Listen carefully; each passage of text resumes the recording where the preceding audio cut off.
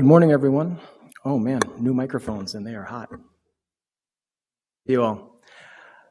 This is the first meeting of the Ways and Means Budget Subcommittee for 2015 consideration of the Mayor's proposed recommended budget. My name is John Quincy. I'm the chair of the Ways and Means Committee, and we'll be chairing this committee through our extensive department budget hearings. And there's a schedule of those hearings posted online for everybody to see when they are and what topics will be covered. This is our first chance to look at the Mayor's recommended 2015 budget, and we're going to be doing an agenda today that has two items on it. One will be a presentation from Sandy Christensen of our Finance Department on the overview of the city budget, and then we'll be joined by Mike Ablin, who is going to do a presentation on our debt and the debt picture within the budget. And I'm joined by council members Andrew Johnson, Lisa Bender, Lene Palomasano, and Blong Yang, who are on the Ways and Means Committee. And we're also joined, as we will be for every of our budget hearings and through markup, by other additional council members not on the Ways and Means Committee. So we're joined by Council Member Gordon and Reich for this morning's session, and I'm sure others will be in attendance as schedules permit. So why don't we begin today by just looking at the overview presentation. That will be presented, I believe, by Ms. Christensen, unless Mr. Carpenter wanted to address the throngs. Okay, so we can go ahead with Ms. Christensen beginning her presentation. We're also joined, I wanted to point out to folks, in addition to Mr. Kevin Carpenter, who's our CFO for the city, as well as LaTonya Green, who we'll be spending a lot of time with over the next several months as we deal with, as she's the budget director. Continue, Ms. Christensen. Good morning, Chair Quincy and members of the My name is Sandy Christensen. I'm with the City's Finance and Property Services Department. I'm here today to present to you an overview of the Mayor's 2015 recommended budget. I apologize that I did not provide this to you in advance, so I'd like to consider the information presented today as fresh and hot off the presses. I'll certainly be available for any questions, and I understand that the budget book was distributed toward the end of next week, so I presume that you've had an opportunity to at least scan over some of the information available there. Okay, moving into the presentation. Some of the major highlights presented in the 2015 recommended budget. The big picture is the mayor recommended a 2.4% increase in the overall property tax levy for 2015. The mayor's recommended levy is slightly over what we may have expected based upon the prior year tax policy. What this means is when the 2014 budget was adopted, we were planful in looking at the implications for the upcoming years and recognized that in order to maintain that level of services present in the 2014 budget into the future, it would require likely a 2% increase in the city's property tax levy for 2015. The 2% compares to the 2.4 as recommended, and we'll be providing significantly more information later in the presentation as to what drives that 2.4%. The mayor's 2015 recommended budget is approximately $1.2 billion. It's a 4.8% increase, or nearly $55 million greater than the 2014 adopted budget of $1.1 billion. The recommended budget maintains the city's current service levels from 2014, including inflationary and mandated cost increases of $14.7 million.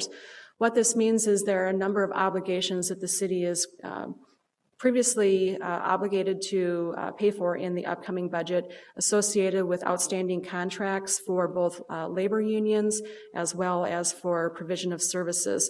So when we're dealing with the upcoming year's budget, the funding that comes right off of the top is associated with these known obligations for the upcoming year, as well as inflationary costs. And I link that back to my previous comment about the out-year tax policy is specifically related to those obligations that are known for the upcoming years. The mayor's recommended budget includes ongoing funding for program enhancements of about $42 million and about $13 million in one-time funded items. The 2015 recommended budget lays the groundwork for the future. It provides for 10 more police officers and a class of 18 cadets, as well as a funding for a class of CSOs within the police department. It provides funding for body cameras, for additional public safety, and also additional 911 operators. It provides funding for the fire department's Fire and Emergency Services Explorer program, and it also provides for 2 recruit classes to maintain staffing levels during times of attrition and retirements in the upcoming years. The mayor's recommended budget provides resources for programs in support of racial diversity initiatives, including 2 positions in the city coordinator's office to ensure that all of our work within the city is coordinated for the best outcomes.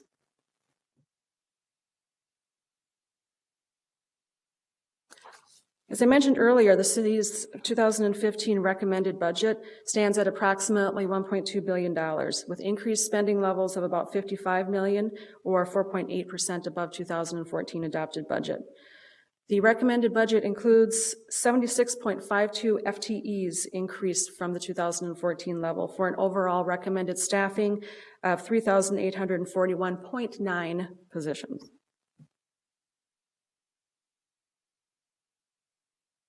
The pie chart before you reflects the city's overall expenditure budget recommended for 2015, and you'll see that the orangish colored wedge as well as the gray in the back comprise the overall costs associated with the city's staff and their associated benefits. So when we are looking at creating the budget and making adjustments on an annual basis, either upward or downward, you'll see that staff costs are a majority of the overall cost within the city's overall budget. Contractual services comprise many items, including internal services between city departments, as well as for those services that the city purchases from outside vendors, including processing of sanitary sewer waste through the Met Council, as well as any contractual services done by the Public Works Department for street and road construction and any of those type of activities.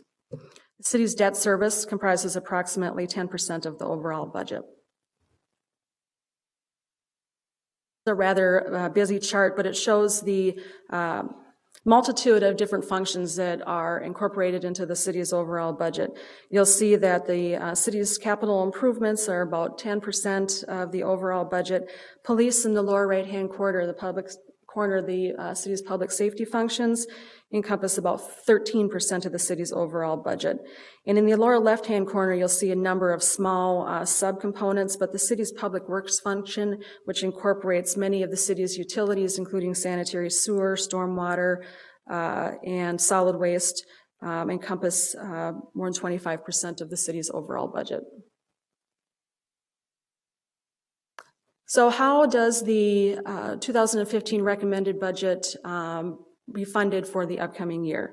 You'll see that the recommended revenue sources for 2015 is approximately $1.1 billion. And when you look at this chart, you'll note that the city's property tax levy, the recommended levy amount, covers approximately 1/4 of the city's overall overall funding.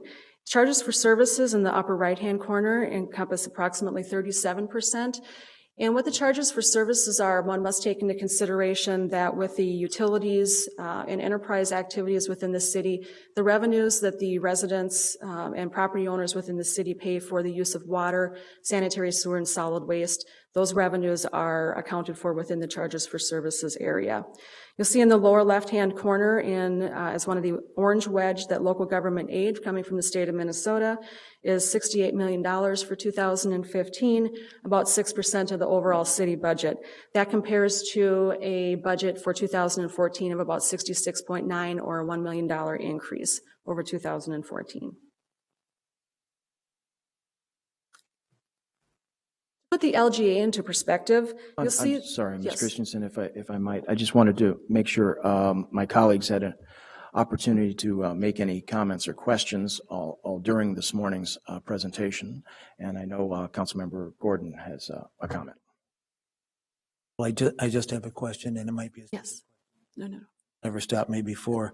So I just, or it's a simplistic question. So I noticed the expenditures are $1.187 billion, and the revenues are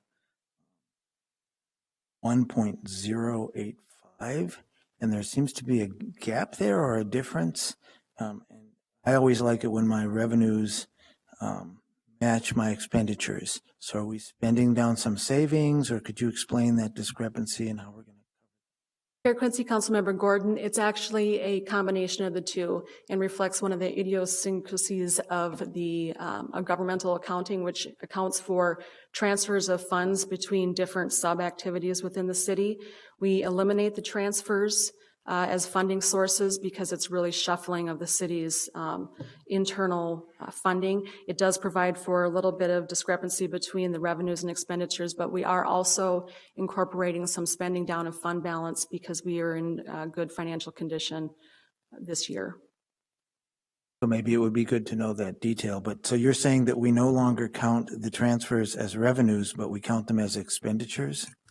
Councilmember Gordon, we eliminate them on both sides.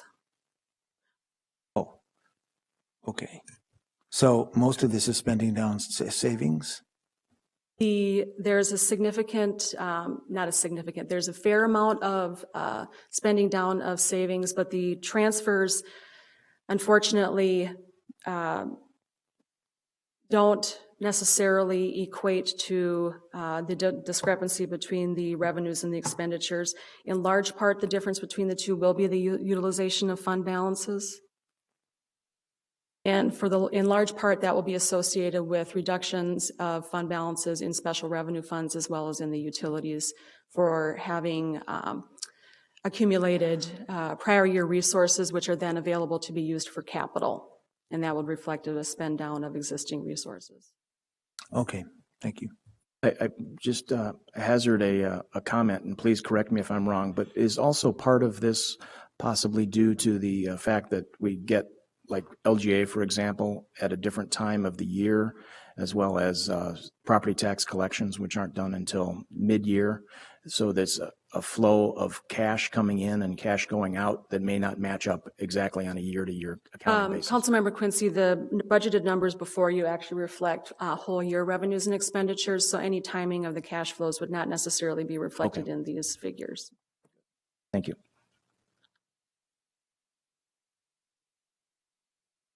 Going back to the local government aid that is provided by the state of Minnesota, I think it's important to put into context that over time, the city has continued to reduce its reliance on using local government aid to provide for its services.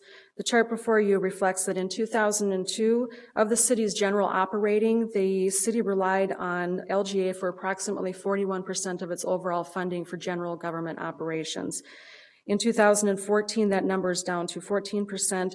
In 2015, due in large part to the $1 million increase provided for by the state legislature this year, there's approximately 15% of the city's overall budget, general operating budget is provided for by LGA, which provides an opportunity for the levy to be reduced in the city's general fund. Good. I wonder if you could comment on the other revenues, obviously playing a significant role in this year's and last year's budget. Absolutely. Chair Quincy, the other revenues that are reflected on this chart are in large part associated with economic growth within the city. What that means is that some of these revenues reflect the local sales taxes that we are able to collect through various pieces of legislation in recent years. And we've accounted for them in the city's general fund, which is reflected here. At the same time, as we're well aware, the city permitted more than $1 billion worth of new construction in 2014, and we've exceeded that mark in 2015 as well. So the revenues associated with building permits is reflected in the other revenues within this chart. Yeah, I think it's a real good way to characterize that as economic growth, because as a growing city, we're able to collect more up front, but it also will alleviate burden and share the burden as we continue to go forward. Absolutely. I mentioned earlier that the city's recommended staffing level is about 3,900. And the chart that I'm showing here reflects that despite the several years of growth in the overall FTE count, you'll see that the city's staffing level is still significantly lower than it was prior to the economic downturn in the late 2008 and 9. So even though we are increasing staffing, the city believes that we have prudently added back staffing to provide the services for the residents of the city of Minneapolis. There are a number of items that were taken into consideration when crafting the 2015 recommended budget. The city has an ongoing obligation associated with pension liabilities. We had several closed pension funds that we were able to have assumed by the Public Employees Retirement Association with the state of Minnesota, which provides us long-term stability in our ability to fund and pay for the pension obligations associated with these closed pension funds. With that, we're able to plan and levy a flat dollar amount going into the future through the year 2031, and provides for better long-term planning in that area. Councilmember Johnson, please. Thank you, Mr. Chair. This is just a question. I was wondering if there's some historical context on the Teachers Retirement Association being in there, since Minneapolis Public Schools is the body that really oversees our teachers in schools. I'm assuming at some point we had some obligation or responsibility, and that's still showing up in our budget. So any just history or information would be great. Chair Quincy, Councilmember Johnson, that's true that it's a historical obligation associated with the closed pension fund, meaning that no current or new employees of the school district would be incorporated into that. What we're doing is providing funding for those former employees who were in the pension plan at the time that it was assumed by the school district. Great, thank you. And just curious too, do you know what year roughly that was? Or? Unfortunately, I don't. We can certainly look that up and provide that information. It's no big deal, just curious about it. Thank you. Thank you.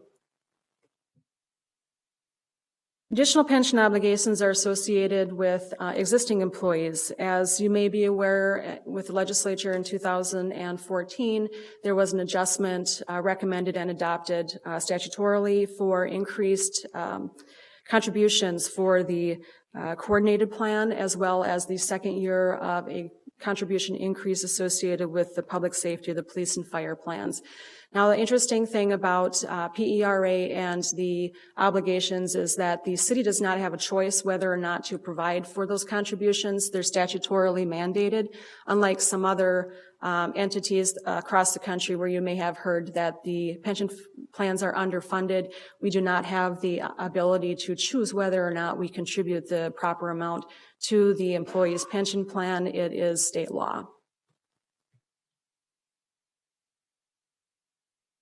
Also in consideration for the 2015 recommended budget are the costs associated with salaries and benefits. We noted that there was an increase in staffing recommended for 2015. However, there's also outstanding obligations associated with employee bargaining unit contracts. So when we have recognized that there's an existing union contract, we do build that a wage increase into the base budget, and it does provide some context for the overall increase in expenditures of the $50 million.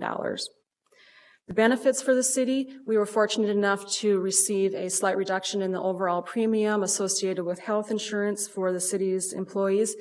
However, we had planned on there being a relatively flat change in the overall benefits. So with the addition of the FTEs noted earlier, as well as anticipated shifts in coverage, we believe that the amount budgeted accurately reflects the obligations needed for 2015.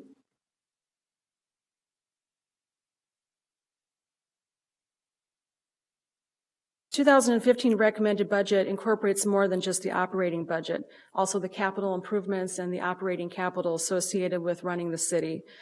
We noted earlier that the capital improvements exceed 10% of the overall budget. One thing that we had to take into consideration is funding for capital equipment. Deferred maintenance and replacements resulting from prior year budget constraints have increased the current need for replacement of ongoing operating capital. We, until several years ago, we did not have a longer-term planning mechanism to deal with replacements of rolling stock in fleet or for the replacement of many of the city's technology infrastructure and operating capital items. We created the capital asset request system for the 2014 budget to allow for a 5-year planning horizon in terms of what is necessary to replace such items as public safety equipment, breathing apparatus, ensure that we have sufficient funding for the replacement of fleet, such as police cars, as well as fire trucks and ladder trucks. So in the second year of the capital asset request system, or the CARS process, we note that the 5-year plan is a request for about $125 million of operating capital. For 2015, those requests totaled about $35 million. This budget recommends about $24 million, and of that $24 million, approximately $8.3 million is funded out of the general fund balance, which would account for some of the discrepancy, again, between the revenues and expenditures when we're utilizing basically resources that are in the bank. The difference between the 23.8 and the $8.3 million associated with CARS is generally for those items funded through the utility funds and through accumulated collections of funds through the city's internal service charges, or what you may hear referred to as the city's cost allocation.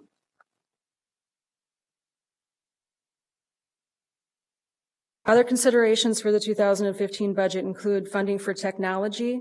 There's a need for approximately $2.9 million in technology projects identified for 2015, and nearing $9 million as we look through the 5-year plan. There are significant upgrades on the horizon. You may be aware that the city staff have approached the Ways and Means Committee several times within the past year, working on its enterprise resource planning upgrade. That is the ERP program. There are significant other software upgrades that are in process, including the city's land management system and others on the horizon.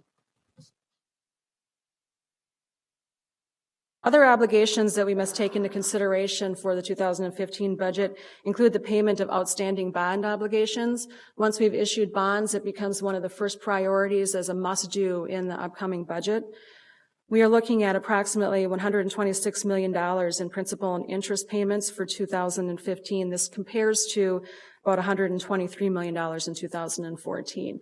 If one were to consider that the about $3 million equates to one levy percentage, just the principal and interest going out the door in 15 would encompass 1% of the overall levy increase. The city's debt service represents about 11% of the city's overall budget.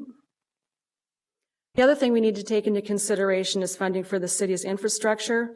We are recommending $133 million for 2015 as part of a 5-year program of about $576 million. Mike Ablin, the city's Director of Debt and Capital, will be providing a presentation to you following my presentation that will give you a more in-depth overview of the items recommended for the capital infrastructure program. We also have ongoing obligations to Hennepin County for the libraries. We have a $9.3 million obligation annually for the next several years to Hennepin County, resulting from debt issuance that the city participated in prior to Hennepin County taking over the library function. So we are in the process of spending down the remainder of those debt obligations.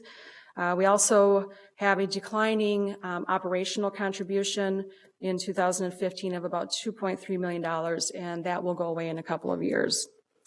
Fortunately, as part of the 2014 legislative session, there was an act to provide for the state contributing 40% of the annual levy amount for the outstanding bonds beginning in 2016.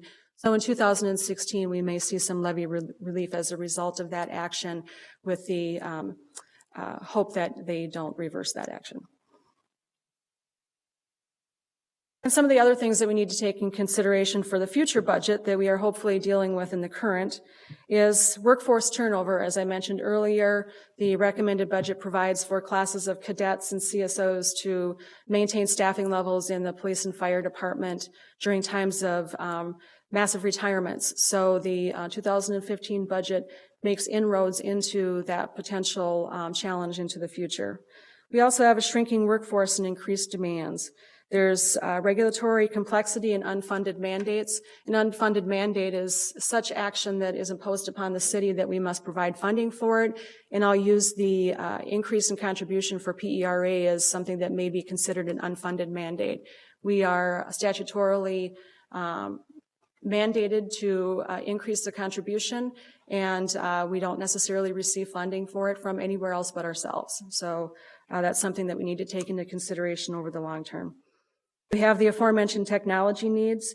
We also have emergency management and security management needs. As the city grows, we need to make sure that we're keeping up with the needs of the residents as well as the internal workings of the city. We have stadium and hospitality facilities. We're fortunate that we've been able to garner some of these facilities within the community, which provides for additional funding in terms of local sales taxes as well as the permitting revenues. But as we bring more folks into the downtown core, we're going to have some challenges placed on the budget in that area. So it's a good and a challenge at the same time. We also have aging office facilities and scattered administrative workforce throughout the city. We're looking at opportunities to consolidate and create efficiencies by moving staff into more concentrated locations. We have the improving economy and the construction boom. As I mentioned earlier, the great news of having more folks moving in and more economic activity within the community also presents some challenges. We also have a diverse community that we're trying to incorporate and fold into the city's overall operations more comprehensively.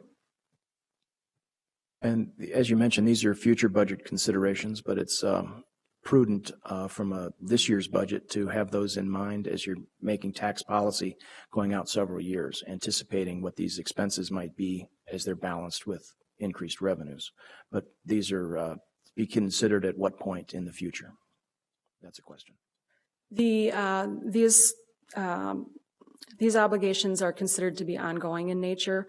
Short term, we have responded to some of these challenges with, again, both the transitional staffing as well as the creation of the Office of Equity within the coordinator's office. So I think the fact that the mayor and in her recommended budget has recognized that these challenges will be coming down the pipeline in the near future, that by taking steps now that we mitigate any large individual year impacts, and by planning ahead we can keep a smooth budgetary impact. Very good, thank you.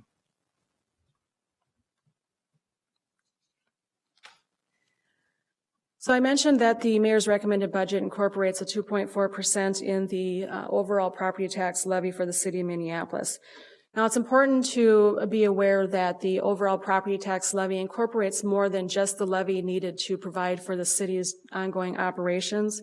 As you can see in this pie chart before you see that the recommended levy is about $288 million. Of that, $220 million is set aside for what we would call essentially city functions, incorporating the pension levies, the money associated with the transfers to the library and capital and debt levies.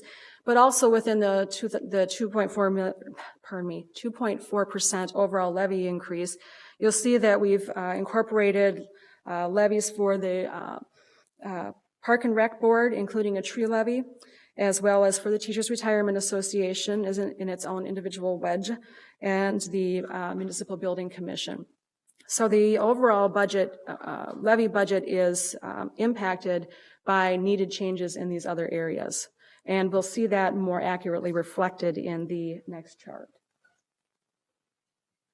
As I alluded to with the previous slide, there are a number of levies that were considered city levies, those which we have control over, and they are indicated in this slide in italics. The general fund levy, the city's debt levy, the HRA levy, the capital levy, which is indicated by the permanent improvement, we'll just call that capital, and BET, which is the Board of Estimate and Taxation. Those are incorporated in the $220 million from the previous slide. But you'll see when you look on the right-hand side that in order to accommodate 2.4% levy increase, the city's general fund levy is actually being reduced by 1.5%. That is in large part an offset to a needed increase in the city's debt levy of 22%, or approximately $6.5 million. as well as accommodating the requested levy increase by the Park and Rec Board that the mayor incorporated into her budget recommendation. So in order to provide for all of those requests and needs, the overall levy increases slightly under 2.4%, and again, the general fund levy is reduced by 1.5%. I just wanted, as we were looking at that table, obviously the city's portion of the property tax levy is being reduced, as you said, by about 1.5%. The biggest increase, obviously, is coming from the debt levy, and we'll be hearing from Mr. Ablin probably at the next presentation, going into a little deeper to understand where that money came from. But in all those levies, the rest of them, including the teacher's retirement that Councilmember Johnson alluded to in the previous slides or question, are all pretty flat. The biggest increase, obviously, is from the debt levy, and then the cost driver that drives the levy over 2.4% would be from the park board. Is that my quick Councilmember summation? Quincy, that's correct. That's Okay. correct. Does this give us an opportunity to talk a little bit more about what the mill rate versus levy conversation? Yes, Are you gonna do this, Chair Quincy, this next slide provides some background information as to what the taxpayer may experience as a result of the recommended 2.4% increase in the levy. So what does the 2.4% increase feel like to a taxpayer? Well, it's important to note that there isn't necessarily a direct correlation between a percentage increase in the city's overall levy, nor is there a direct correlation to an increase or a change in an individual property's valuation. As Councilmember Quincy alluded to, the state of Minnesota does not use a mill rate for calculating property taxes. What that means is there is not a set percentage that is applied to your overall value that determines how much you will pay in property taxes. Rather, the overall valuation of all properties within the community are considered as kind of the basis for the allocation of the overall levy. And in other words, the city, the council, you adopt a dollar amount, you do not adopt a percent. The city levy is a dollar amount, which is then divided over all of the eligible property values within the community. So you, as an individual property owner, if you are a smaller proportion of the overall total, you will likely see a reduction in your taxes. If you encompass a larger portion of the overall valuation in the community, you will likely see an increase. So what does that mean for a 2.4% levy increase? With the changes in residential values within the city of Minneapolis between 14 and 15, estimated of course, there's about 57% of residential properties who did not add value to their property through improvements or any actions taken to change their property. 57% of those homeowners will likely see a reduction in their city portion of their property taxes. Remember, folks will be getting a property tax estimate statement in November. It comes from Hennepin County, and it shows all of the taxing jurisdictions. We only have control over the line item that says City of Minneapolis. So while we can control what we adopt as a levy for the City of Minneapolis, the individual property taxpayer may see something different on their bottom line because of other taxing jurisdictions.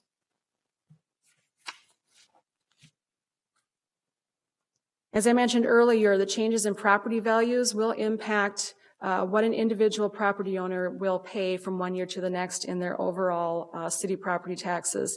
This chart is basically a distribution chart showing how many properties increased in value and how many stayed the same. A few went down, and you'll see that where the median arrow that points down indicates is that approximately 50% of the city's residential properties had an increase of right around 7.2%, and 50% had an increase greater than that. So when we look at properties seeing an increase in their taxes, generally those below the median will see a decrease. Those above the median may see an increase in their city portion of their taxes.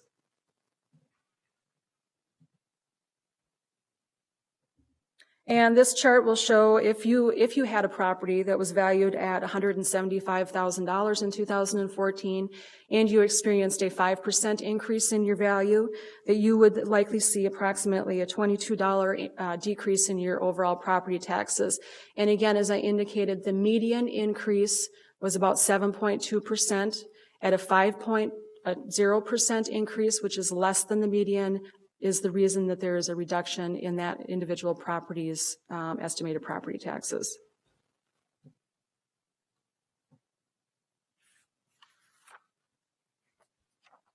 Incorporated in your budget book that was distributed last week is also a section that talks about the city's financial policies. The financial policies incorporate more than just the city's budget policies. We're trying to expand the definition of financial policies to include things that reflect how the city operates financially. How do we deal with budget deficits? How do we deal with revenue when it comes in? So on and so forth. So some of the items that we're proposing to incorporate into the 2015 financial policies include quarterly reporting to the Ways and Means Committee on the city's financial state. Currently, there's an annual report required. We would like to come back to the Ways and Means Committee on a quarterly basis and provide that information. We've also incorporated what we characterize as expiration of aged budget appropriation. This is an ongoing item that had previously been incorporated into the city's financial policies for capital, in that when an appropriation has reached 4 years old and has been rolled over for 4 years and has not been spent, that it requires a relook at the appropriation of those funds.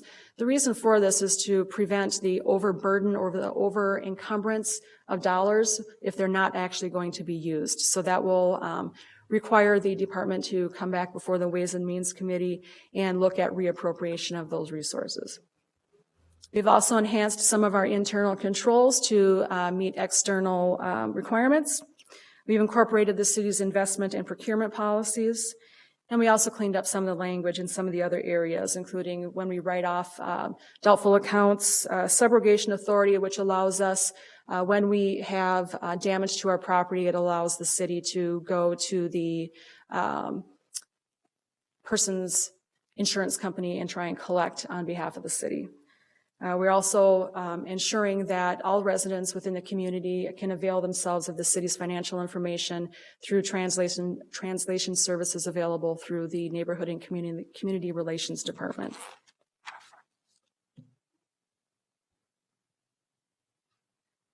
I'd like to move into a subcomponent of the overall budget, which is known as the general fund operating activities. The city's general fund is essentially the basic services provided by the city. Within the general fund, you'll find departments such as police and fire, much of public works, many of the administrative services, including the city coordinator's office, elections, the city clerk, the council wards, as well as the finance department and HR. The general fund, or the general operations of the city, encompass about 35% of the overall budget. It's $464 million. There's department spending of about $400.4 million, and it's a 4% increase from 2014.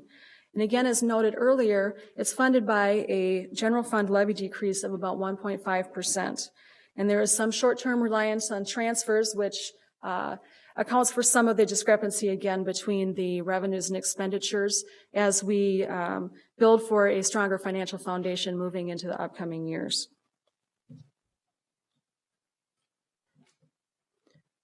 How are activities in the general fund funded? From this chart, you'll see that in the general fund, unlike the overall city budget, the general fund is funded approximately 34% from property taxes.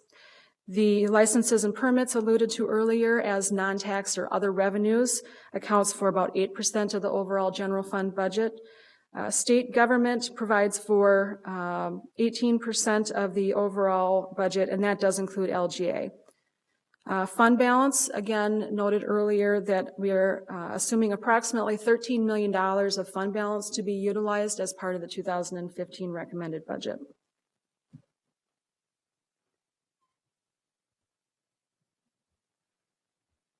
This table shows essentially the same information by category, but allows you to see the differences between 2014 and 2015. You'll see the reduction in property taxes. The line item indicating sales tax are the local sales taxes that I indicated earlier that are driven by much of the activity in the downtown area. We see an significant increase in licenses and permits in recognition of the increased construction activity as well as the economic activity associated with business licensing and other related items. LGA is going up by about $1 million or 1.6%. Fines and forfeits are being reduced. However, lest we think that's a bad thing, we know that the largest driver of the reduction in fines and forfeits is our ability to actually collect our parking revenues. So we're actually bringing in parking revenues in our parking fund rather than issuing tickets and collecting the money in the general fund. The fund transfers, as I noted, are double what they were in 2014. We've also reduced the use of fund balance, but are still significantly driving down the city's excess funds in recognition of carrying our policy-stated reserve balance of about 17% of the subsequent year expenditures. Oh, I'm sorry. Ms. Christensen, if I could interrupt. Mr. Carpenter, please. I just want to elaborate for a second on this use of fund balance question, so people pull it out to the highest level. Our fund balance in the general fund grew year over year and is projected to grow in 2014, even though we budgeted to use 24 million. The reason for that, of course, is we remain relatively conservative on projecting our revenues in the general fund, and we, generally speaking, have excess expenditure authority that is not fully utilized because of A, contingencies that we build into the budgeting process, and B, the complexity of fully expending your authorized appropriation for any general fund funded department. Most easily thought of through, say, staffing. We provide funding in a budget for a full complement of staff the entire year. It is rare, especially in bigger departments, that all people are here all year. So what this really means is while we budget for using fund balance, we have other mechanisms that lead us to be reasonably conservative and expect that fund balance to be built back up, to budget for it to go down. Revenues come in higher than forecast as expenditures are actually less than budgeted, and magically we end up right back where we started from, if not better. That's a great summary of that, because obviously we'd like to use as much money as we can, but we also need to be planful and thoughtful and make sure that we're using it as anticipated. And then when we have cash available at the end of a year where we can make a one-time or ongoing support is something that's much more thoughtful. So and thank there you for is that. a similar but slightly different set of financial dynamics that goes on in the other classifications of funds. That general fund budget to spend down the fund balance, and because you have an expectation that it will rejuvenate, is a slightly different dynamic than you would see in the enterprise funds, where you take a sort of 1 year look always through the pro forma process to get a sense of what the future needs are, primarily around capital, and a different then set of dynamics in some of the special revenue funds. So there's a lot of devil in the details, all of which is in the budget book if you go into the individual funds, but appropriate use and strategic use of fund balance is a good thing. I just wanted to. Yeah, and I'd just like to point out, when we started the budget overview process, we had all those presentations, the debt obligation, city revenue, property taxes, expenses, operating budget process, and the capital budget process. We also want to point out that we had in the second quarter report, which is part of our financial policies that we're going to quarterly report back to Ways and Means Committee. Those fund balances are captured in those reports. So if people wanted to know where we're at that snapshot in time, that's a great resource for people to understand where the money's coming from and where it's going. Absolutely. Thank you. So recapping the revenue drivers in the general fund, we do very, very strongly take into consideration the impact of any property tax change on the property tax payer. These decisions are not made lightly. We used the remaining property tax stabilization funding that was set aside in 2013, accounted for approximately $1.7 million that allowed us to keep the taxes as low as the 2.4%. Again, as Mr. Carpenter alluded to, we looked at the available fund balance, what could be made available to fund mostly one-time things because the fund balance is subject to annual performance, but we're able to use the fund balance to fund such items as the capital asset request system or the CARS. When we use the one-time funds for capital, it's one of the easiest things that we can retract in the event that the funding is not available. LGA reinstatement, the $1 million extra that we received, allows us also to continue with move forward with a low tax increase recommendation. And as I mentioned earlier, the other non-tax revenues of increased permit and license fees allow us to bring forward a budget that provides for significant resource allocation with a limited financial impact in terms of property taxes.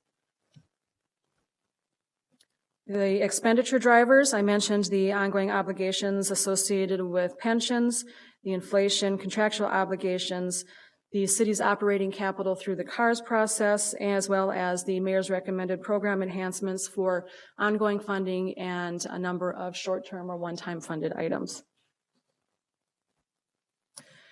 Now, the next slides provide a rather detailed overview of the budget recommendations by individual department. I will try and fly through these pretty quick. You can certainly review them in more depth at your leisure, and there's more information available within your budget books regarding the specific requests and their impact upon the operations of the department. So, if I'm speaking too fast, just flag me down and I'll be happy to slow down, but I'll run through these recommendations rather quickly. Within the city attorney department, there was a recommendation of $90,000 in funding to continue funding for probation officers in the downtown area. There's also a recommendation to provide for one FTE for data management and analysis.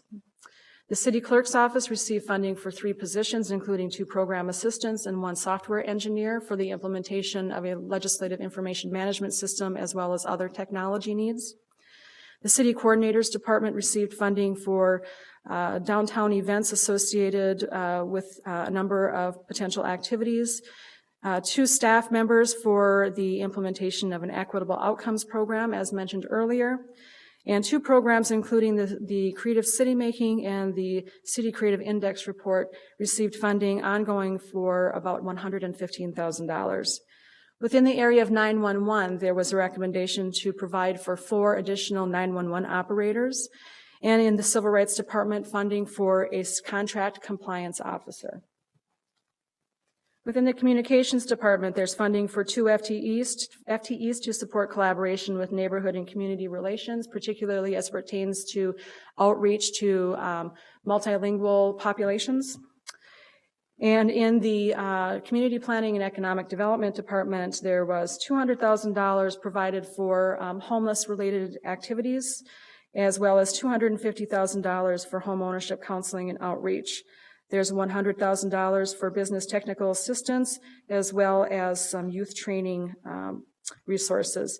There is funding for 2 FTEs in both the construction code services area, building inspectors, as well as the addition of 1 FTE in the business licensing area to deal with the expanded businesses and additional licensing activities within that department. In the fire department, approximately $400,000 was provided for an ongoing staff of trainees every year to help deal with the retirements and employee turnover to maintain staffing levels.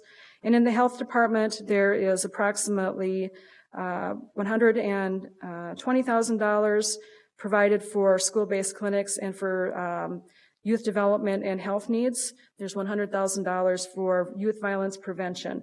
There's also an enhancement to provide for about 3 FTEs to perform food and lodging and pool inspections to deal with outcomes of a report from several years ago regarding the city's inspection of restaurants.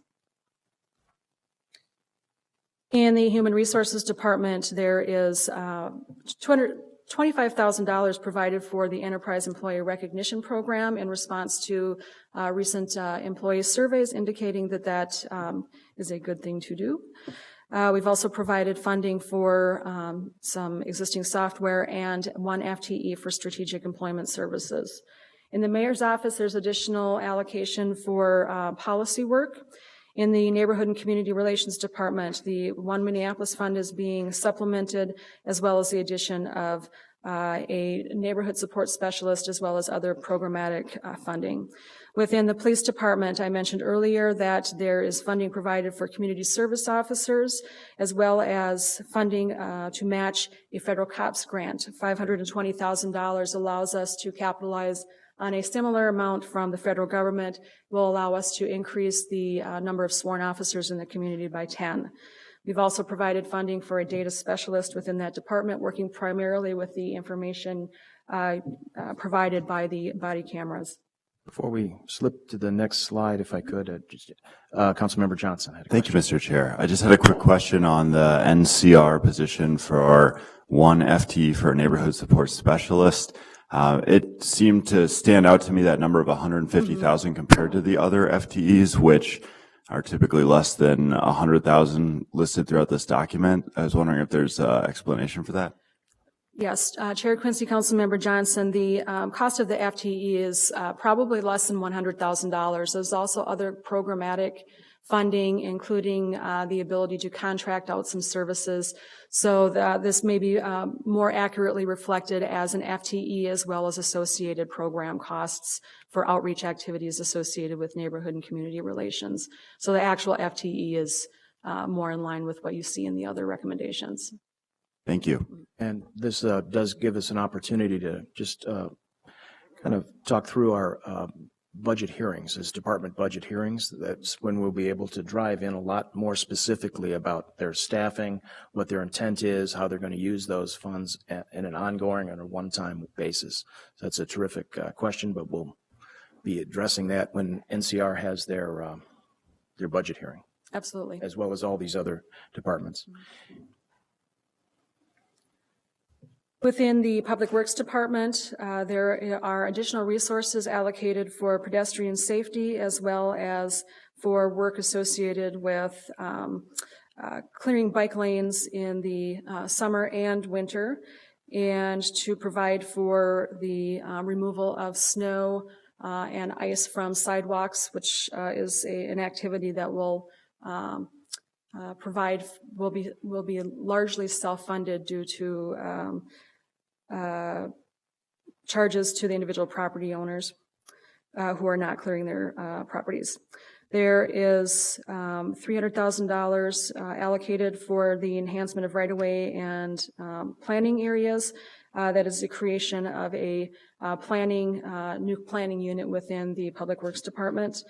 Within regulatory services, there's funding for 2 animal care technicians, as well as for enhanced fire inspection services. And as noted, there was funding for the Capital Asset Request System, or the CARS program, which is an excellent segue. All of the recommendations noted are provided for with ongoing resources. The CARS program actually belongs on the next page as a one-time item, because it's reviewed on an annual basis, and the determination as to available resources is made dependent on the amount of available fund balance. So moving on to the one-time enhancements, or the one-time recommendations, these are largely funded through utilization of fund balance or activities that are intended to come back for review during the next budget cycle and not roll automatically into the underlying budget. So within the City Attorney's Department, there was $125,000 allocated for domestic abuse and prevention related activities. Within the City Coordinator, they're again going to Councilmember Johnson's comment earlier. There's $150,000 allocated for the Clean Energy Partnership, which also includes one FTE as well as other activities. So it's not a $150,000 employee. We've also provided for one-time funding to assist the Minneapolis Public Housing Authority's transition to their own medical insurance and payroll costs. We've also incorporated $35,000 for Creative Economy Roadmap and additionally $20,000 for the Creative Index Report as noted in the ongoing funding as well. Civil Rights is conducting a survey that covers 2 years. We're providing $300,000 in the first year, which will carry them through for the 2 years of the disparity study. And the Convention Center has received $500,000 of additional one-time funding for marketing and events within the city.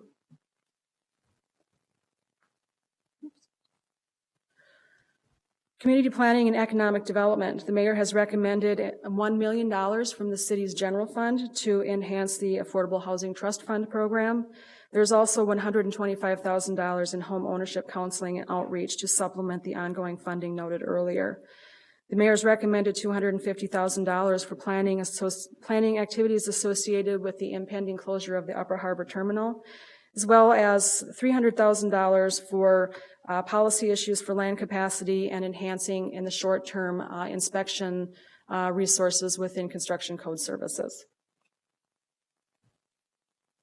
To supplement the ongoing annual class for recruits within the fire department, there is a one-time appropriation of $400,000 recommended to provide for a second class in 2015 of firefighters that should help maintain staffing levels again as we see a rather large exodus of employees due to retirements. We've also incorporated the $50,000 to continue building the Fire and Emergency Response Explorer program. Health and Family Support, in addition to those items received as ongoing funding, also received $140,000 for an FTE as well as programmatic expenses related to lead in healthy homes and to finalize a air quality study as well as continue resources to work with exposure on prevention of secondhand smoke. Intergovernmental Relations received short-term funding to provide for staff development. NCR, Neighborhood and Community Relations, also received one-time funding for an evaluation of city programs for ADA requirements. And the Police Department also received one-time funding to hire 18 cadets in 2015. Similar to what we noted in the Fire Department, this allows for an additional class to provide a pipeline for maintaining staffing levels within the police department. We also provided one-time funding for removal of snow from on-street bike lines as a pilot program, as well as a $75,000 allocation to study intersections as recommended by the Pedestrian Advisory Committee. In regulatory services, there's additional funding available for enhanced fire inspection services, as well as a one-time expenditure associated with the translation of many of the regulatory services communications materials, particularly as it pertains to rental properties and the tenants in those properties. And again, as Councilmember Quincy indicated, in the upcoming budget meetings for the next several months, the individual departments will be able to speak with you at length if you have any detailed questions about the individual requests. Go, Mr. Carpenter, please. If I can just elaborate on that on one point. It's, as we get into this question of enhancements versus current service level, I just want to, especially as it relates to the general fund, make sure people are thinking through, and we should dive into this with every department. Given how we talk about programs and try to have programs be bigger rather than smaller, these are incremental appropriations added to the current service level to allow departments, to fund departments, especially from general fund resources, with full latitude to do a variety of good things. It is also true as we go through this process, and this was true in the mayor's deliberations, that because most departments have appropriation flexibility, that you can do a lot of things within your existing appropriation balance, including the enhancement of dollars. This is not all tied up in you only can use this dollar for that thing. This is general fund. We are giving appropriation authority in aggregate to a department that is built upon some foundational building blocks, but it isn't necessarily tied to this dollar for that thing. So there is room within existing operations to do different things. You don't always need additional budgetary enhancement to go do different things, in fact, do more. So I just want to make that aware that the budget is a umbrella control point and operations is the department's accountabilities, and these appropriations are enhancements to current service levels and therefore meant to provide additional flexibility to departments to do the work that they are directed to do. Thank you very much for that comment. I think it's also important to reflect that on the fact that these department enhancements were part of the mayor's process to recommending this budget. Not everything, every enhancement that every department requested was included in the recommended budget. So there's some flexibility there from our end. If there's other things that need to be realigned, that's a possibility.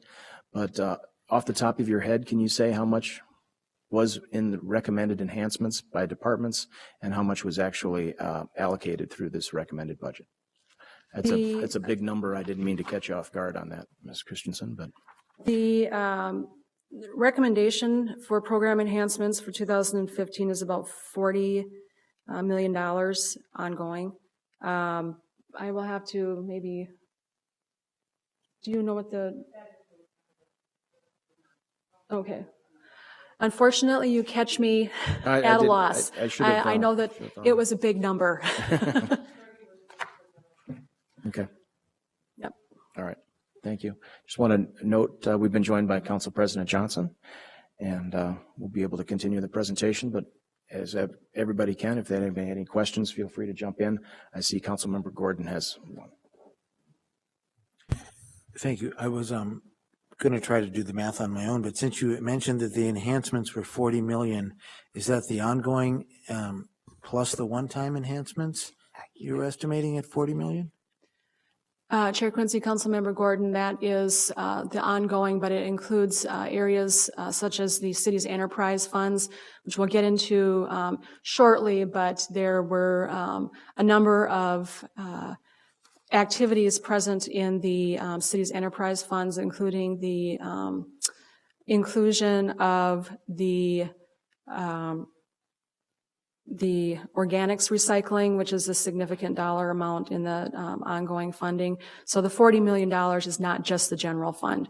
Right now, the recommendations that I flew through rather quickly are only those for the general fund, not those in the city's enterprise funds, because they're not funded through tax dollars. Do you happen to know offhand what the one-time enhancements total? The one-time enhancements is about fund? $13 million. Thank you. Council President Johnson, did you have a comment? Just, Mr. Chair, thank you, and Ms. Christensen, sorry to come in late. We have as I'm looking at the PowerPoint here, an increase of 76.52 positions from 2014. Is there kind of a breakdown someplace as to where those will be? Chair Quincy, Councilmember Johnson, yes, there is. Within the slides that I really flew through quickly, there is kind of a narrative overview. However, within the budget book in the Schedule 5 has a breakdown of the changes in FTE counts by individual department. Great, thank you. Okay. Moving on to a very brief discussion of the city's special revenue funds. As you may recall from the presentations that were made earlier this summer talking about the differences in the city's fund structure between the general fund and those areas known as special revenues. Special revenues funds are areas that have restrictions upon the use of their revenues that are distinctly associated with the expenditures that they're used to fund. So they unlike the general fund, the revenues are not fungible. However, unlike the enterprise funds, they're not intended to be entirely self-supporting. One of the major special revenue funds within the city is the Community Development Block Grant, otherwise known as CDBG.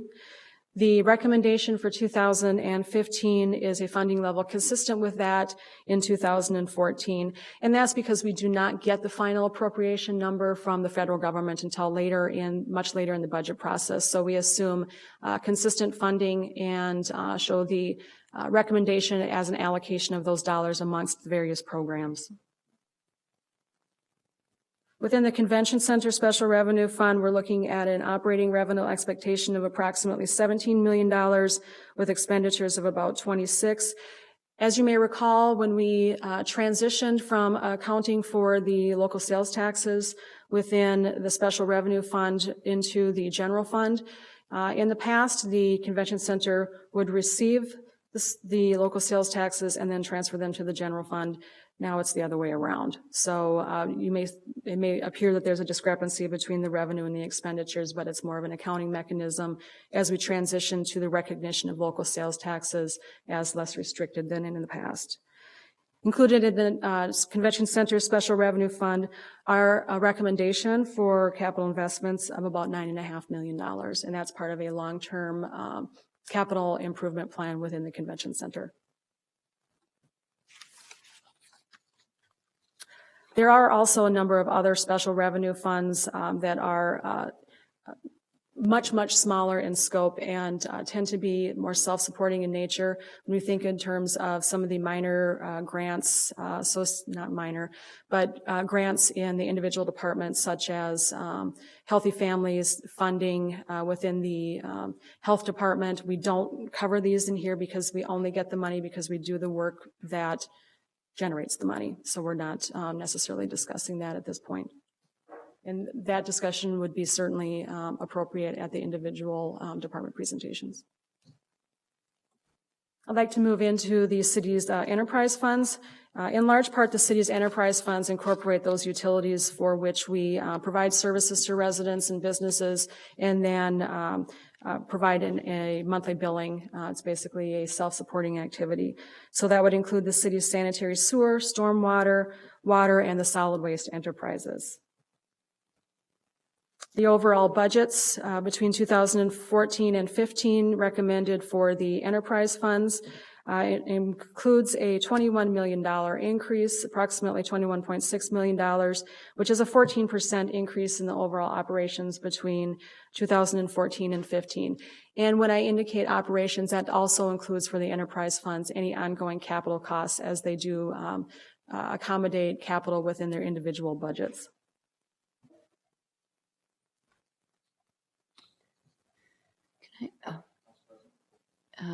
Thank you, Mr. Chair and Ms. Christensen. I understand the significant change in solid waste, but why do we have such a jump in the sanitary sewer rates? Chair Quincy, Councilmember Johnson, on an annual basis, the Metropolitan Council through the Environmental Services area does allocate a certain percentage of the overall cost of processing wastewater. On an annual basis, the cost increase has been about 8 or 9%, and that's really the bulk of the overall budget in the sanitary sewer area. There's also a small component of the Met Council Environmental Services charge in stormwater, but the majority is in sanitary sewer, and that would be the major factor in the overall increase. So, but the change is 18% according to your chart here. You're right. Chair Quincy, Councilmember Johnson, off the top of my head, I don't know what the difference is. I would be happy to. Okay, great. I would be happy to find that and share that information. Okay, thank you. Thank you. But essentially, it's a pass through to the Met Council, pretty much. It is, yes. But it would be nice to know why they're trying to pass through an 18% increase to us. So Indeed, that'd be indeed. my I'll be question. happy to provide Thank that you. information. Thank you. Yeah. As part of the overall budget process, when the individual utility rates are being considered, they're also looked at in a longer-term perspective. Again, we don't want to have any years where we have individually huge increases unplanned for. So the slide that you see before you shows the changes in rates planned for the sanitary sewer utility that we just discussed. And you'll see that the actual rate itself on an individual basis is planned to maintain around 2%. That does not account for any overall changes in an individual's bill related to volume. This is only a per unit rate. The stormwater utility rate is intended to stay the same. That is a rate that is based upon overall surface area of the individual properties, and that, again, is projected to be maintained at the same level for the next 5 years. In the water utility, you'll see that there's a small increase recommended for 2015 and planned for into the subsequent years of about 1.5%. And you can see that for an individual consumer, the monthly cost is anticipated to go up about 6.9% or about $6 on a monthly basis. And as noted, the solid waste and recycling rate change does account for the implementation of the organics recycling program.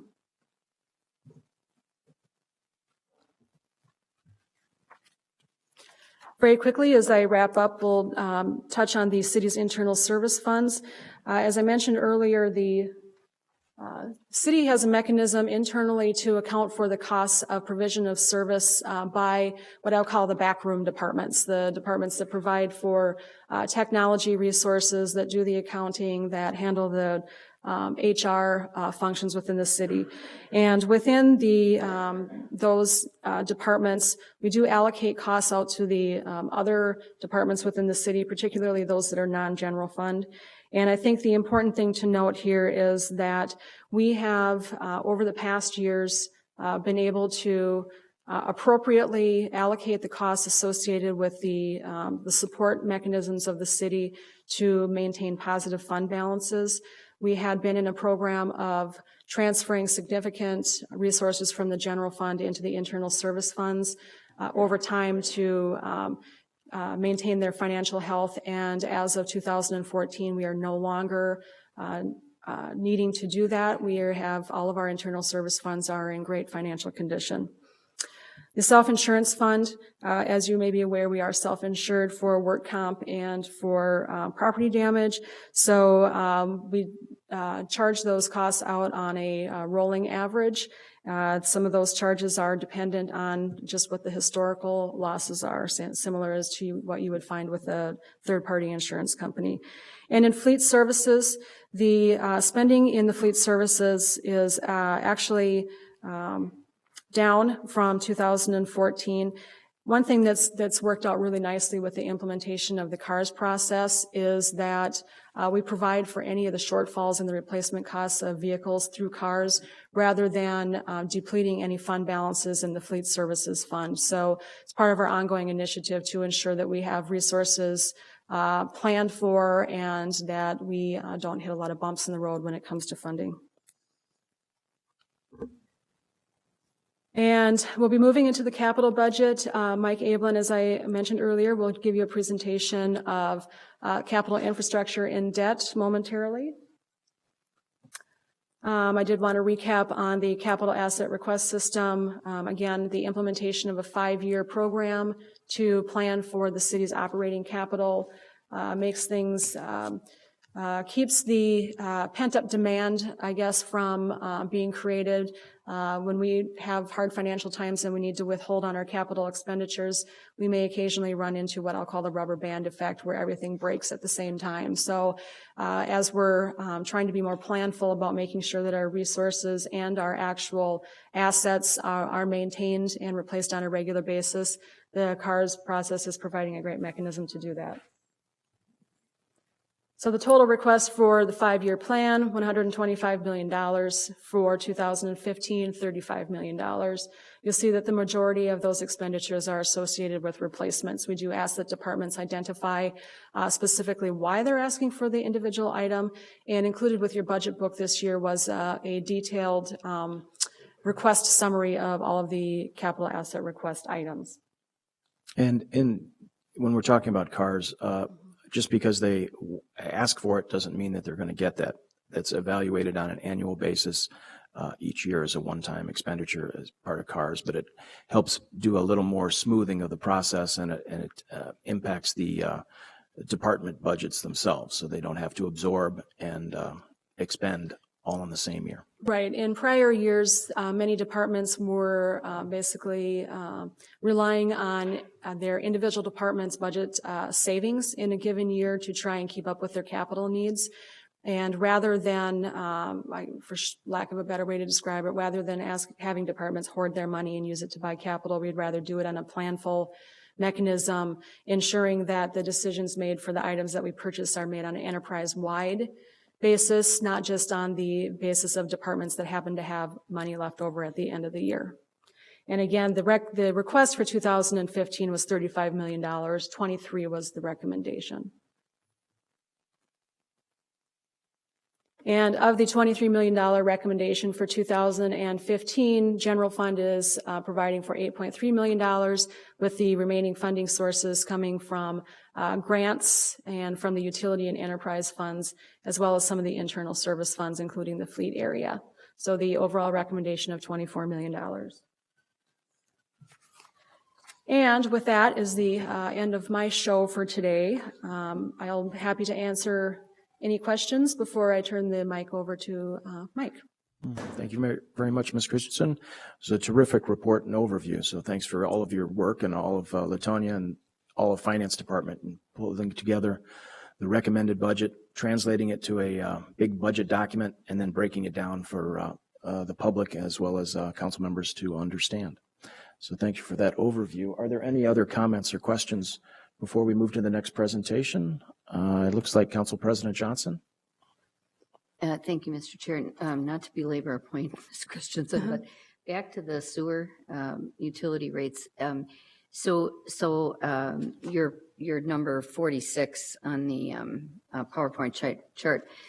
So what you're saying is that your planned fixed rate of going up 40 cents a year, that is how you accommodate for that just general uptick in charges and trying to keep it relatively even. How would that be impacted then if a Met Council would give us a bigger increase than this typical 9% that you're talking about? I mean, would we in those out years have to go up more then on those fixed rates? Chair Quincy, Councilmember Johnson, the overall, it's kind of a little bit of an apples and oranges comparison.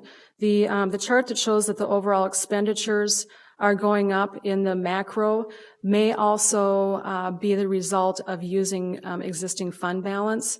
So when the department is recommending a utility rate, which is a per unit charge to the homeowner, that is made in the context of an overall long-term plan that allows them to accumulate resources that will end up in the bank but may go out the door in one particular year. So, Gotcha. by planning ahead, we can kind of smooth that out. Thank you very much.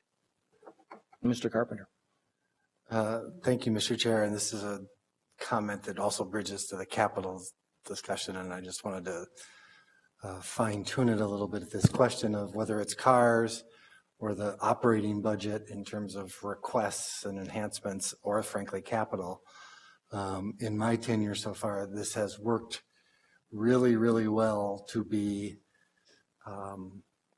communicating about the possibilities. And we don't know what we need to plan for unless people are talking about what we could do with resource allocation. And so I'm pleased, frankly, that we're getting more and more requests, and the magnitude, both in number of requests and dollars of requests, whether it's operating or click or CARS, going up, to me is a good thing, because that means to me that we're talking and communicating about, in a responsible way, how do we want to allocate resources to get our priorities most effectively addressed. So we've been talking a lot through the mayor's process and at the department heads meeting earlier or last week about, this is a really good time to celebrate that we have some resource flexibility to be able to meet some of these additive requests rather than having to be apologetic about we just can't do anything because we don't have the financial flexibility. So I just want to put that out there that it's really worked well from a financial planning and allowing us to prioritize where we spend what is by definition at some tipping point always going to be a limited pie of resources. Yep, absolutely right. Thank you very much. And this is the first year of CARS, is that correct? Yes, Implementation Councilmember was Quincy, put the in 2014 budget was the first year that incorporated CARS. So this is the second year that we're talking about it. And every year with a new process, we're hopeful that processes improve and better information is available. So bear with us as we work to improve that process as well. Well, it is about process improvement, so thank you for that. If there are any other questions, I think we'll invite Mr. Ablin up. Are you going to? Councilmember Quincy, lest I be remiss, I really do have to thank the Finance and Property Services staff who really do all the work to prepare this budget. Working in conjunction with the departments, I have to give big kudos to Latonia Green, her staff, Brad Honnold, Jeffrey Murguri, and Andrew Lenz, as well as Karuna Mahajan, who works in the finance department down at Crown Roller, and certainly Mr. Ablin and Jeff Metzen, because they do all the work and I get to stand up here and try and look smart. And a huge crew of people in the controllers division under Connie Griffith's leadership who do a lot of input and data crunching on the numbers too. Well said. Thank you very much. We'll see if we have those same comments for you, Mr. Ablin. Thank you.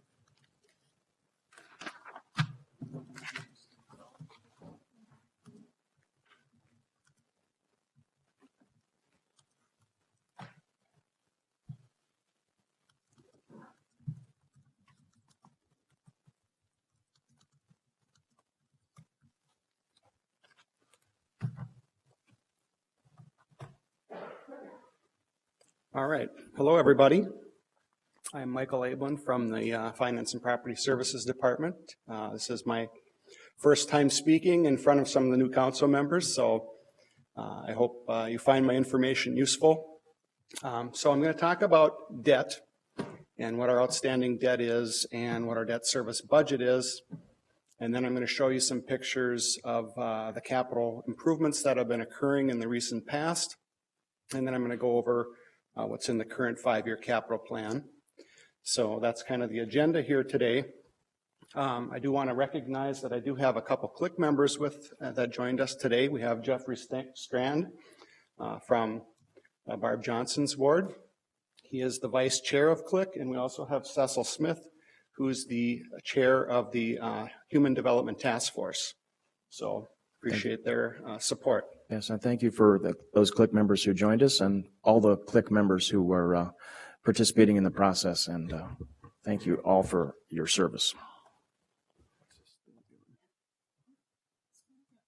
Okay, I didn't realize I had it set that way. So we're going to talk about some key terms here.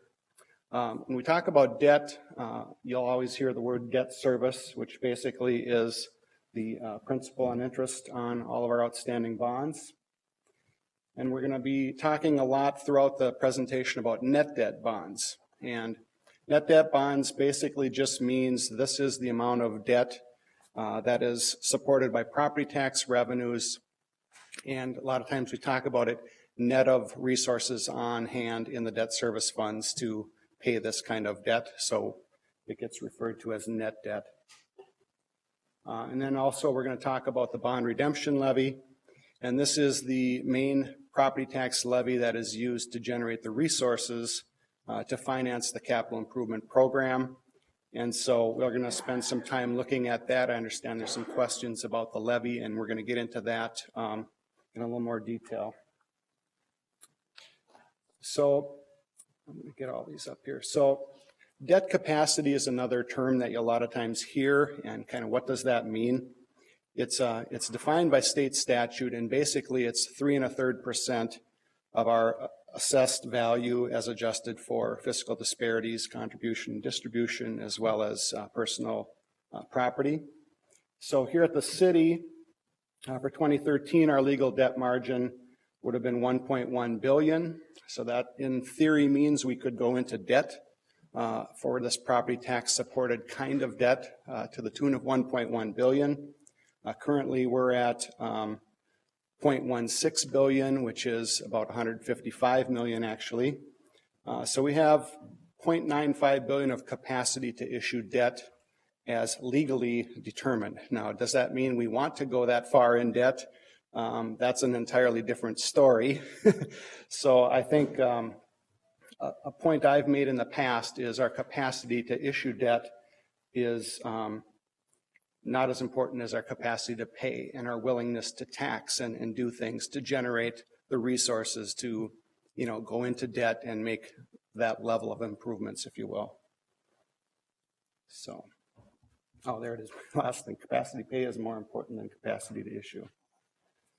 This picture here is a picture of our outstanding debt through the years. The peak was actually in 14, and I have an 04. We have a slide that'll show that. But basically, our debt here at the city has been going down since 2004. And then we reach a point in 13 where it's at its lowest level, and now I'm showing it going up. And that is due primarily to a couple large projects that are coming up. We haven't issued the bonds for those yet. And they are the Nicollet Mall, reconstruction of Nicollet Mall, as well as improvements at the Target Center. So there's potentially $97 million in these numbers for the Target Center and $25 million for Nicollet Mall improvements that will be assessment bonds. So they're not actually issued yet, but I wanted to show you kind of the trend and what we might see in the future, at least in the near term. So here is the balances by the various categories of debt that we have. And I've showed the high point, which was about 1.3 billion of debt outstanding at the end of 2004. And you can see that even with the new debt that we intend to potentially issue in 2014, we would get to 858 million. So we're down quite a bit from the peak years of our debt. So you can see where some of those big changes come in with regard to enterprise funds, a lot of pay down of capital that's been in the pipeline prior to year 2000, and even things that have been incurred since 2000. That's one of our largest areas of investment, of course, with the significant infrastructure that they have. And also the convention center, and currently the convention center is in pay down mode. That debt is due to be paid off in full by 2020. So you can see that it's going down, and we're going to see a debt service budget for 15 that'll show sort of where that pay down is occurring. The other area that's been getting paid down rather rapidly is tax increment debt. So we had a lot of debt that was issued in the mid-90s to early 2000s to finance a lot of different economic development related improvements. And that debt is, for the most part, been getting paid down since then. And so that debt is dropping as well. If we could just pause a second. Tax increment has been an interest of the council over the last number of years. As we're paying down tax increment debt, we're also increasing into our property tax capacity. Is that correct? Mr. Chair, as we pay down a tax increment district's debt, then that property value that's generating that revenue is decertified, and then that goes back onto the property tax rolls and can mitigate tax increases or provide additional capacity for expenditures. That's Great. Correct. Thank you. The only other ones I want to talk about here is library referendum and net debt. You can see that the library referendum debt, that program was $140 million in total. All the bonds have been issued. We're in pay down mode. And so that is estimated to be about $80 million at the end of 2014. So we've paid about $60 million of that debt off in total, and it's going down rather rapidly now. So that will ultimately free up tax capacity out in the future as well. And then our net debt, I have some slides that are going to talk more about that. Pension bonds, we did issue pension bonds for closed pensions back in the early 2000s. That debt has been entirely defeased at this point as part of the merger of plans into the state and other things. So we no longer have that debt as a burden. So that's a very good thing. So in terms of where is this outstanding principal, 27% of it is enterprise related at this point, 16% convention center. You can see the various categories. The self-supporting category includes 20%. That area has actually grown. It's related to some big projects that have been done. One of them was this spring we issued bonds for the redevelopment of the downtown east area down there. So there's $61.9 million of debt we issued for constructing the parking ramp and making improvements to what will be a city park, as well as remediation of soils related to the towers that are going up for Wells Fargo. So that area is going up, and this also includes then the debt that would be incurred at some point in time for the Target Center improvements, which very likely, well, I could ask Kevin, but that could be a late 2014 thing or sometime in 2015. But I'm showing it just to sort of prep you for what is likely to happen in the future. Mr. Chair, if I may, a takeaway from this chart remains to reinforce, as we talked about in this committee much earlier in the year when we were doing our overview on debt, to start to understand the differences between the different kinds of general obligation debt.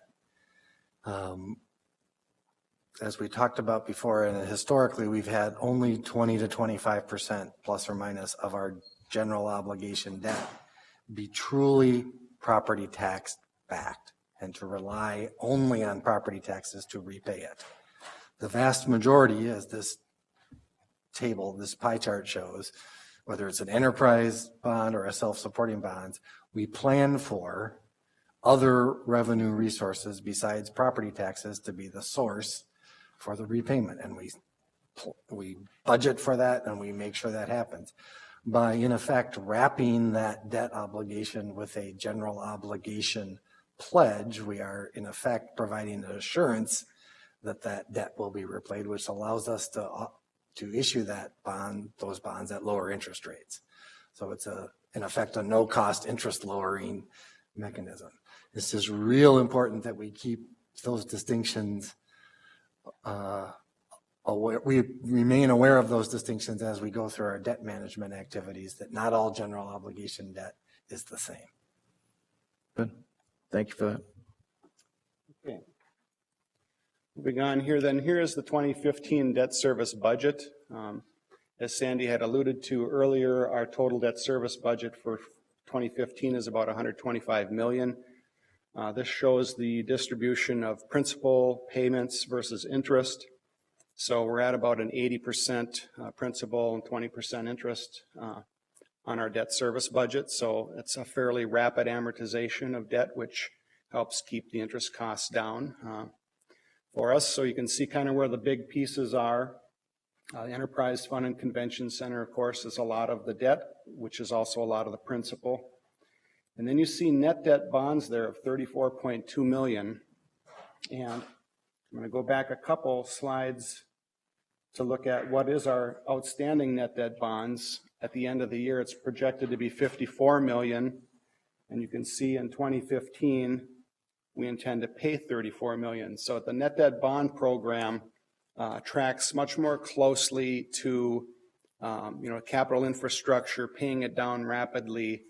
We tend to amortize that debt fairly aggressively, which keeps the interest expense down and the amount of work we can do in terms of capital improvements at the highest level it can be. And I have some slides coming up that will further accentuate that strategy. Okay, so I guess if there's no questions, I'll just move on from there. Okay, and here is our picture of where the resources come for that debt service budget. Again, the biggest parts are from net debt bonds and enterprise fund revenues and convention center. Convention center is paid primarily by sales tax dollars collected in the general fund. So Sandy had a slide that showed a general fund transfer to the convention center of about 50 million. Close to half of that is paying the debt on the convention center, which in an earlier slide was 24.5 million. So when you look at convention center expenses, a lot of their expenses are in fact the pay down of the debt on the building itself. So just as a point of information. This particular picture shows the budgeted interest expense for the last 4 years, 2012 through projected through 15. So you can see as our debt goes down, the amount of interest expense that we're incurring is going down as well. And this is an average interest rate. Obviously, interest rates have been low and they've been getting better the last several years, so our rates are going down. But this is somewhat of a distorted picture of it because it is totally just the budgeted interest expense. And we do have some of this debt in variable rate mode.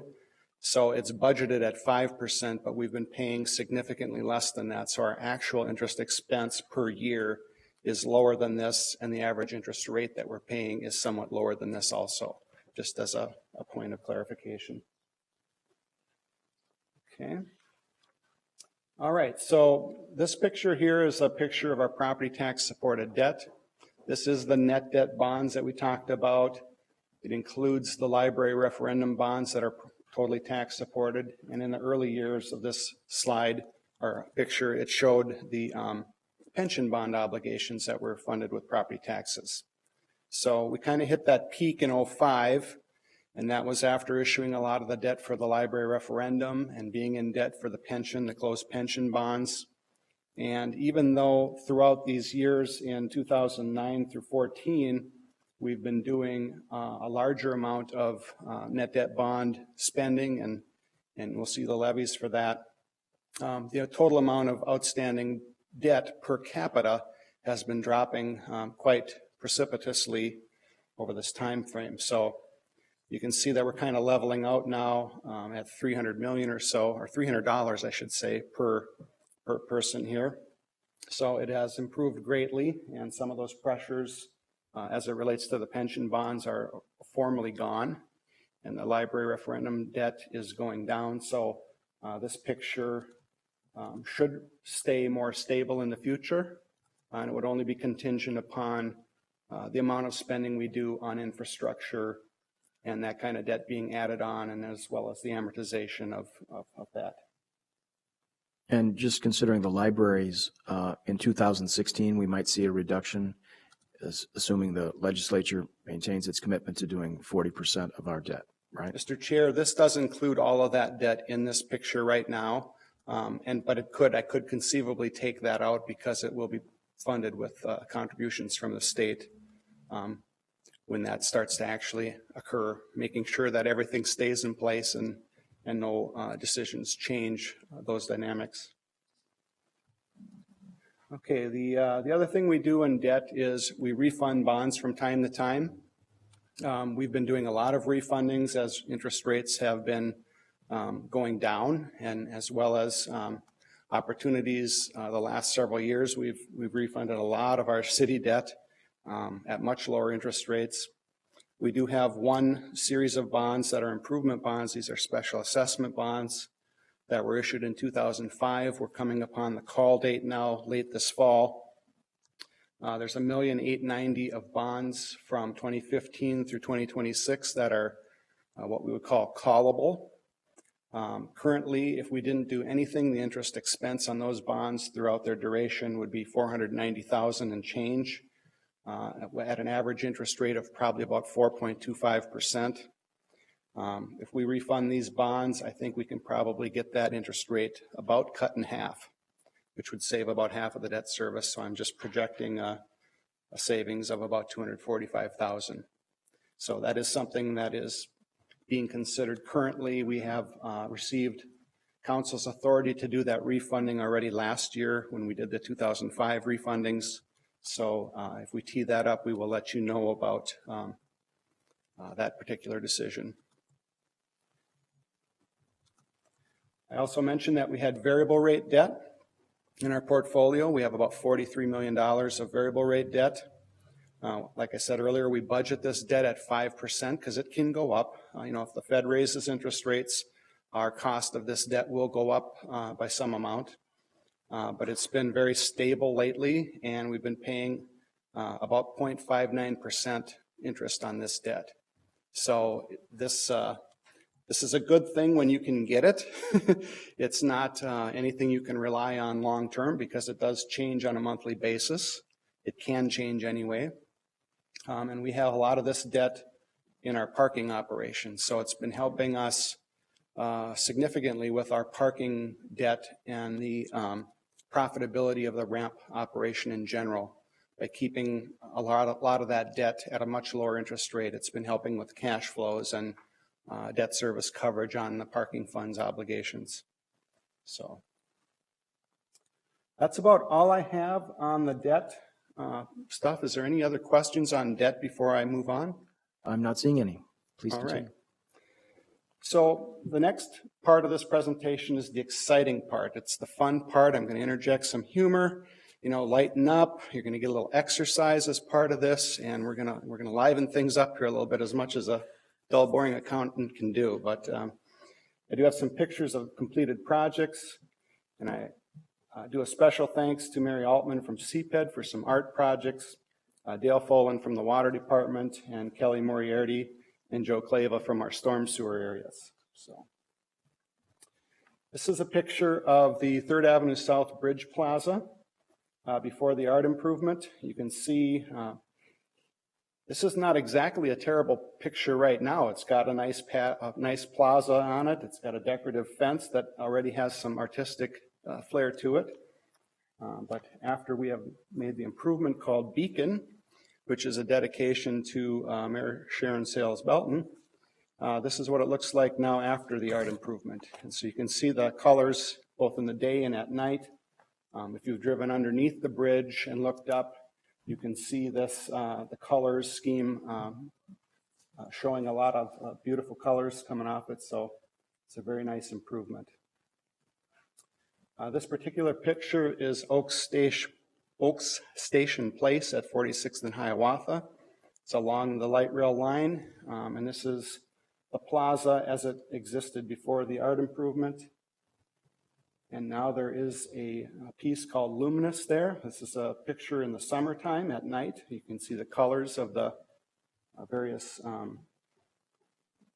luminous beacons there. And then here's what it looks like in the wintertime. So very nice, clean look, and the colors change, and a very nice improvement for people to see as they're riding the train. This is the 1200 Lake Street. This is a little piece of property that was owned adjacent to a building by the CPED department. You can see that it was starting to get kind of weathered. We got the old sort of fashion landscaping with landscaping timbers. I want you to make a special note of the token rock in the landscaping, and plantings that over time, of course, get full of weeds and become less pretty. They got the 2 trees in the bush, so we've got everything that a good landscaping project should have. And at this point, you're going to get a little exercise because this picture will allow you to crane your necks. So you get a little bit of exercise here. This is what it looks like now. These pictures I get are from people. Sometimes they're in landscape mode, sometimes they're in portrait, and at times it wasn't practical to put them in portrait mode. But this is what it looks like now, where you've got the sustainability in the design. You can see we've repurposed the rock, which is very nice. And we've got the You don't want to throw away rocks. pavement, and we've got the statue of Emiliano Zapata here, and this one's called Plaza Centenario. And then I'm going to continue to have you exercise. This is Emilio lying on his back Again, I couldn't, I could have flipped this, but when I flipped it, he gained like 106 pounds when I tried to shorten him. He got too stubby, so I decided it was better to show him lying on his back. So that's that picture. The next pictures are from an improvement out at the water department where we had ammonia tanks outside. And you can see the building here, the brick building and the roof and the building in the back. They have a campus out there that is quite nice. You can see the anhydrous ammonia inhalation hazard and some pipes. And then inside the building is another part of that treatment facility. Again, you can see pipes all over the place, another tank, and that's what it looked like beforehand. And now that stuff is all enclosed in a new building that is meant to improve handling and safety and a lot of other things. This is a picture. I want you to take note of the windows here. And then on the back side is this picture. And again, you can see the windows to let natural light in. Nice looking building. And now here is our ammonia handling equipment in this building. You can see that the piping networks are more above the tanks. So I think it's a little bit safer for accidentally bumping into things. And again, the anhydrous ammonia inhalation hazard, I can see that that must be a federal protection that we must state on these tanks, strictly enforced, obviously. And then here are the boxes that control the flow of this necessary but dangerous product. So a nice improvement from the water department. The next pictures I have are pictures that are storm sewer related is what I'm trying to show you, but it's actually out on the paving project out on Riverside. So here's pictures before the improvement. You note the pink house here in the background and this awning from this business. The deal that was going on here was there was problem with drainage and there was problem with the intersection being at a long angle. So they've done something to try and square things up and make it a 90-degree intersection again. Here's a picture during construction. So you can see now the house is much further off in the distance and they're creating a stormwater catching area, if you will. And here's what it looks like now with a squared up intersection. And the pink house you can see now has more distance to the road. And then all of this area here now is a stormwater retention area and a way for water to be absorbed. There's pervious pavers there and trees, obviously, and so it's much nicer. And my final series of pictures is the 10th Avenue Storm Tunnel outlet. And I've saved the best for last. This is a very dramatic improvement.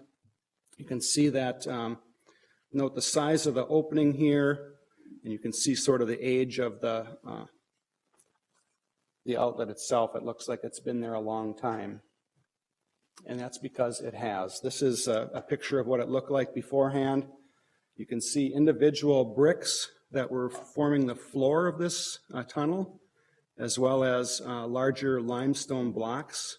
This tunnel was built in the 1880s. So we get a very nice, useful life out of our infrastructure improvements here at the city. And again, some of these pictures are a little bit distorted. It's really a little bit more round than it shows here, but this one I did stretch. And then here is another picture looking out of that tunnel. I wanted to point something out. The reason they needed to do this wasn't just because the tunnel is old and it was still working, but part of the improvement is you can see there's a tunnel coming in from this direction and there's another tunnel merging in from this direction. And so between the two tunnels, there was more water coming into this particular chamber that goes to the river than it could handle during high peak times. So this improvement made the hole bigger so that it, and you'll see at the end of this, the outlet is much bigger too. So this is a picture of them replacing the brick and block tunnel with a preformed concrete pipe. They actually were putting these pipes in place in 8-foot sections and pushing them in. So they kept feeding them in from the outside to actually build that tunnel, which is a pretty interesting thing. And then where they meet, sometimes they have to preform and actually form with rebar and concrete to do connecting points. So a lot of work to get a storm tunnel done. Here's the outlet itself down by the river. You can see here's the block that was initially there. Again, this is stretched. It would have been a little bit more round than that, but you can see a very big dig out of dirt and riverbed and stuff there. Another picture of during construction. And here's the build out of the new exit point for that water. And here's what it looks like almost complete.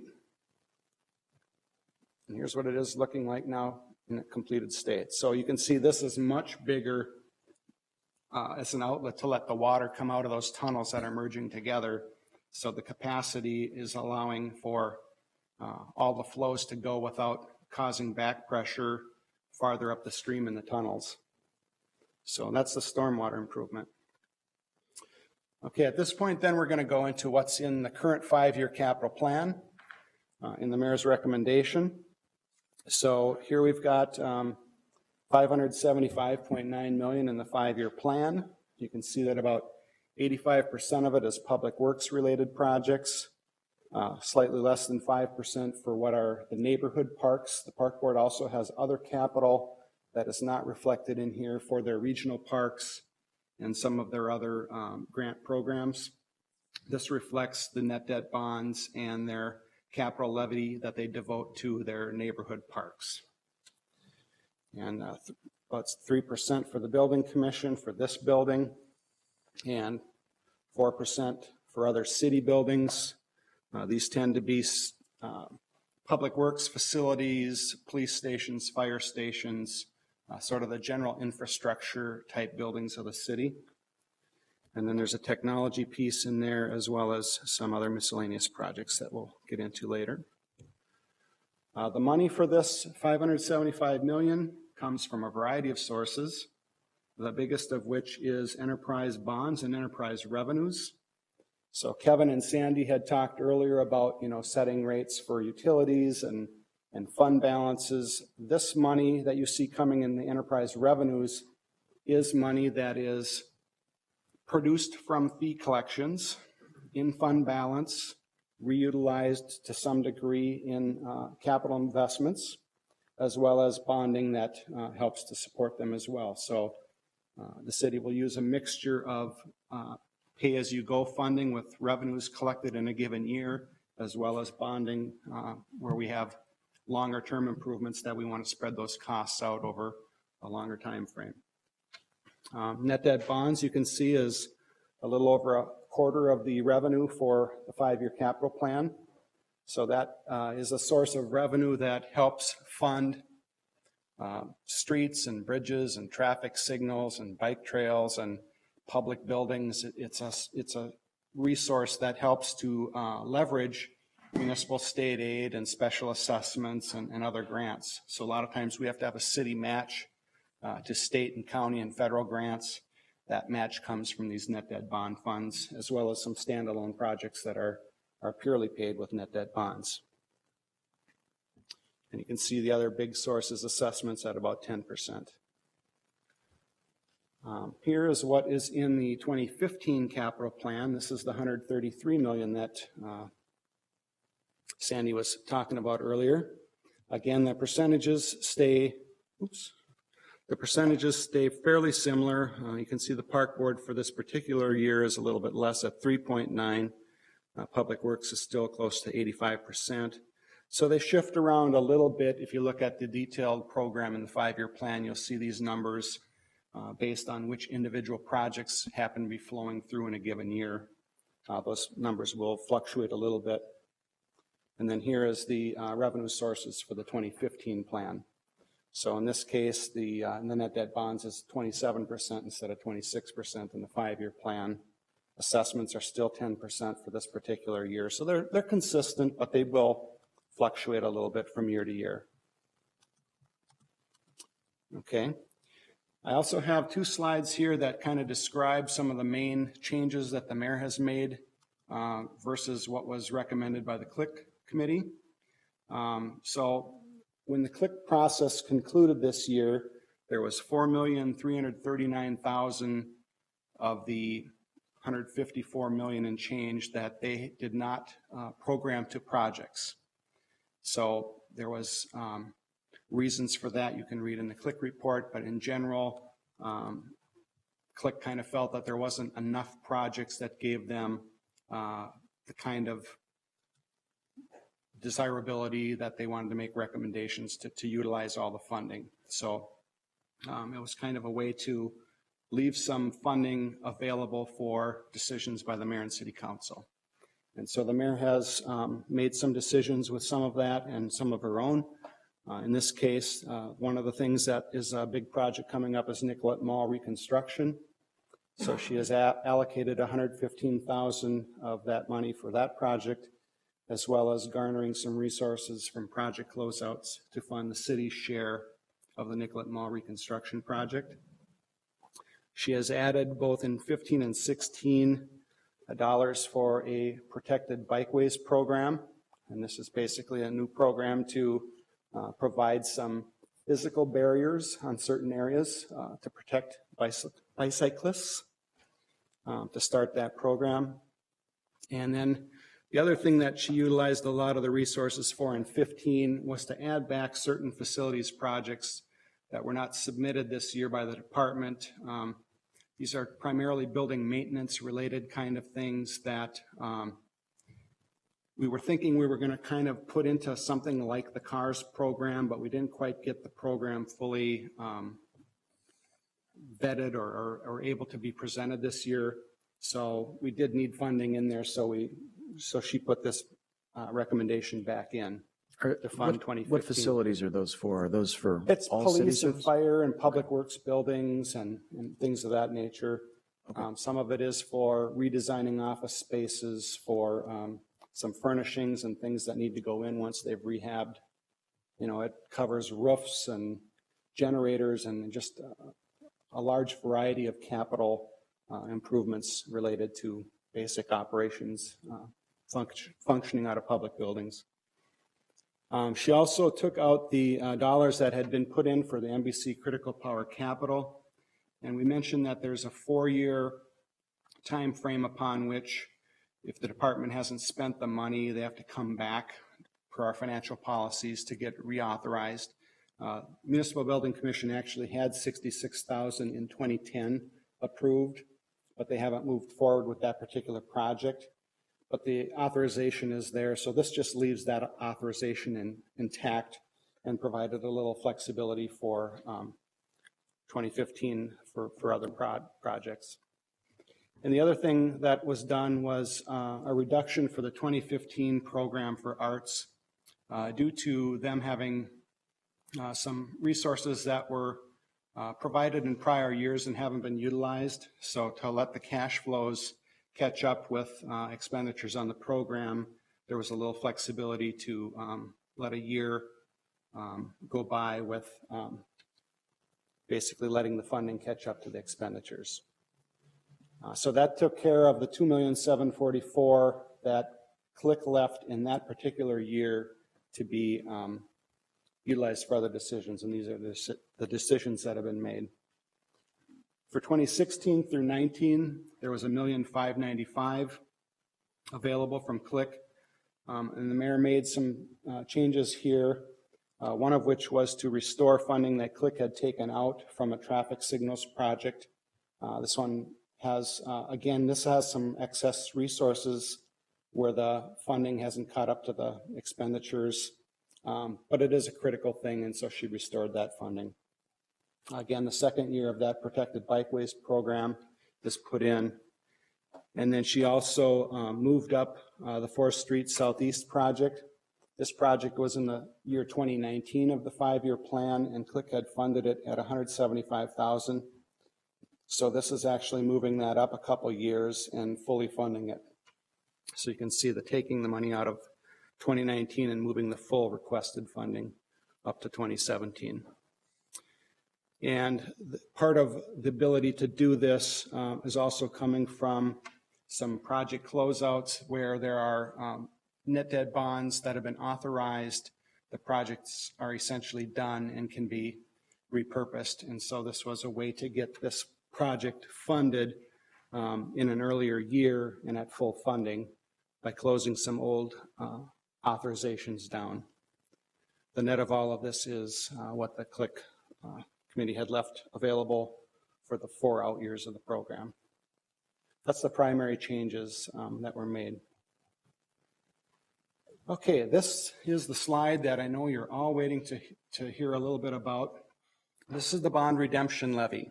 And so in normal times, the adopted levy would be somewhat higher than what we're authorizing for new net debt spending. So if you look at from 2000 through about 2006, that's classic what you would expect this to be, where the levy is somewhat higher than the authorizations for new expenditures.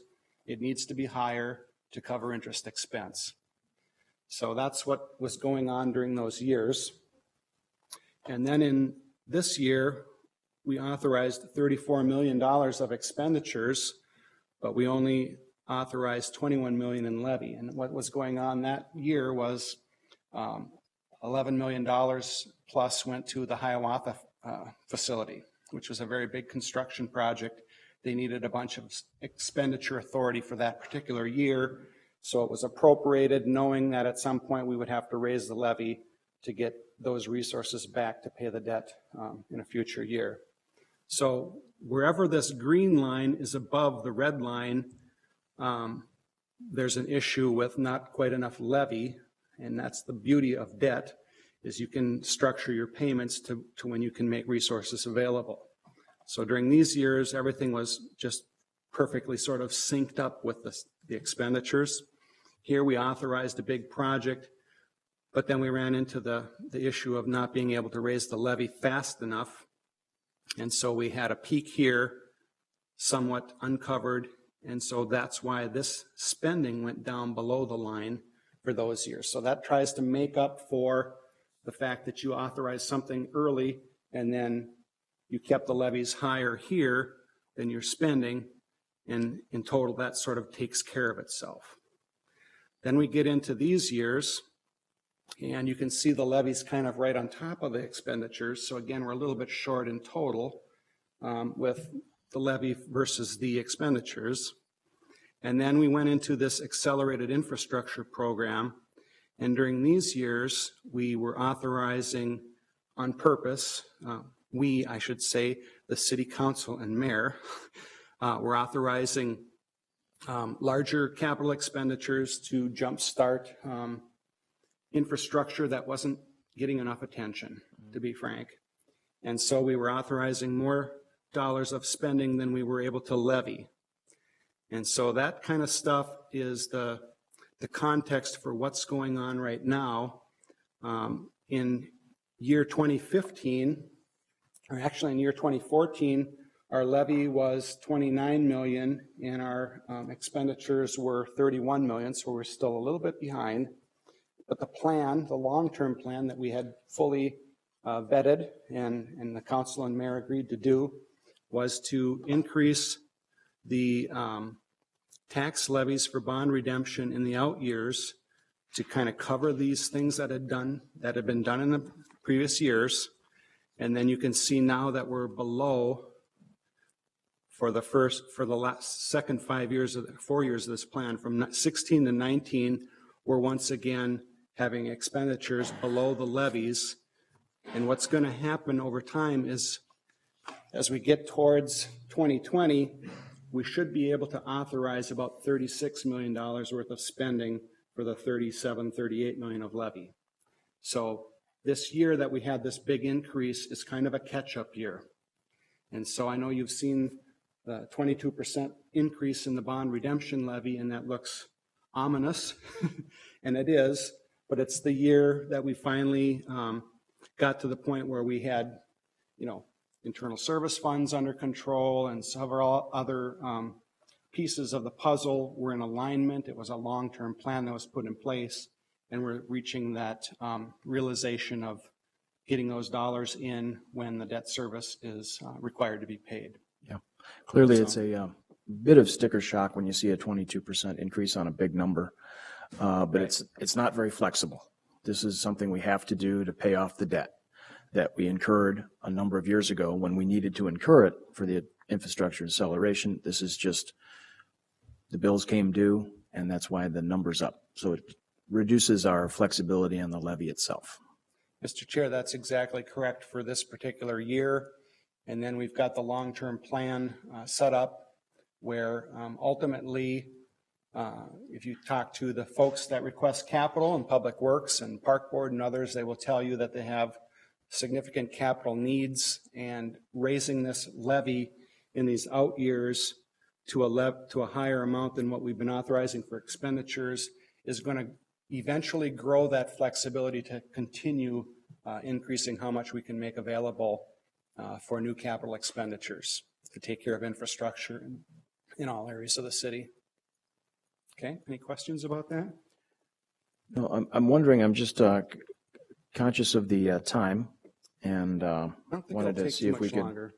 accelerate the pace of these slides, just like we did infrastructure acceleration. All right, so 2015, we have the net debt bonds are 36.58. You can see where they're going, and if you want a further breakdown of where that money is, you can look on G18 of the budget book. The whole G section is capital, so I've got references on this presentation.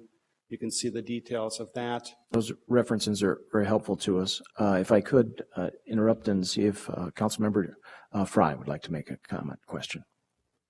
Thank you, Mr. Chair, and thank you, Mr. Ablin, as well. My question is in regard to the net debt bonds that are allocated through the CLIC process.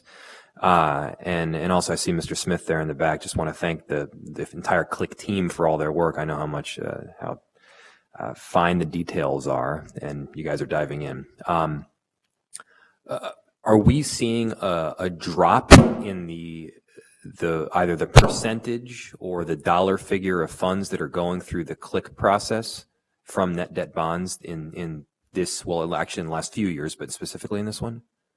Mr. Chair, Councilmember Fry, no, we're not seeing a reduction. We're actually seeing an increase. Okay.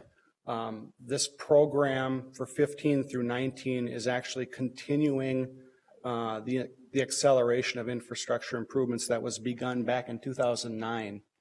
But the difference was from 2009 through 13, we had a one-time trust fund, resources from the Hilton Trust Fund that paid for a lot of those accelerated improvements.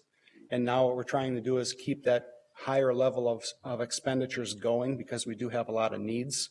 So CLIC members actually, if you look in their report, have indicated that they've seen an increase in the total amount of net debt bond resources that are being made available, and we hope to continue that trend. So that would be in terms of the dollar figure, but I forget in the page where I saw this, but it looked like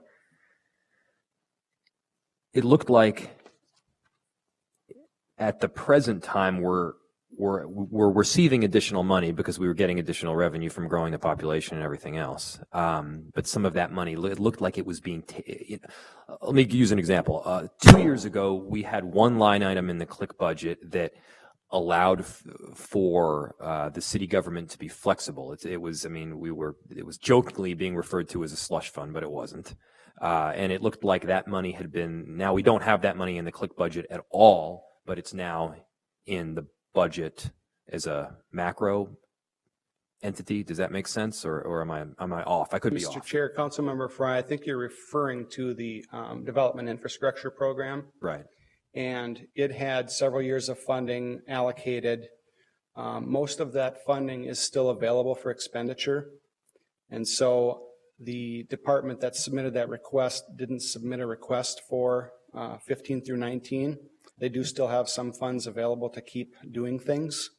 And whether or not that type of infrastructure for development purposes goes through this program in the future or goes through a different development-based program, I guess remains to be seen how that gets funded in the future. But for this particular 5-year plan, they didn't request additional funding. That makes sense. Thank you. Okay. All right, and this slide just shows the other sources in the 2015 program. Again, you can look this stuff up in your book. The Building Commission's program for 15 through 19 is $18 million. This is exactly what they asked for, with the exception being that critical power, but they actually have authorization they can use from a prior year. So basically, it's their program. The Park Board, the requests that the Park Board put into CLIC were funded in total at the amount that they requested. CLIC did make an exception on the Bryn Mawr Meadows infrastructure. That money was actually requested in 18 and 19, and they pushed it to 19, but gave them all the funds that they requested so to let more public comment come in during the year beforehand, before they make the improvement. Public Works, this just shows a small smattering of the projects that they have, some of their biggest projects where their resources are being allocated. This is their top, I call it the top 10. These are their 10 biggest projects, and it represents about 44% of their capital program. Again, I showed some pictures of some things from like the storm tunnel area and some of their treatment infrastructure improvements, these ammonia kind of buildings, these kinds of things come through some of these big enterprise programs. And the big standalone project is the Hennepin-Lindale project that's in the 5-year plan.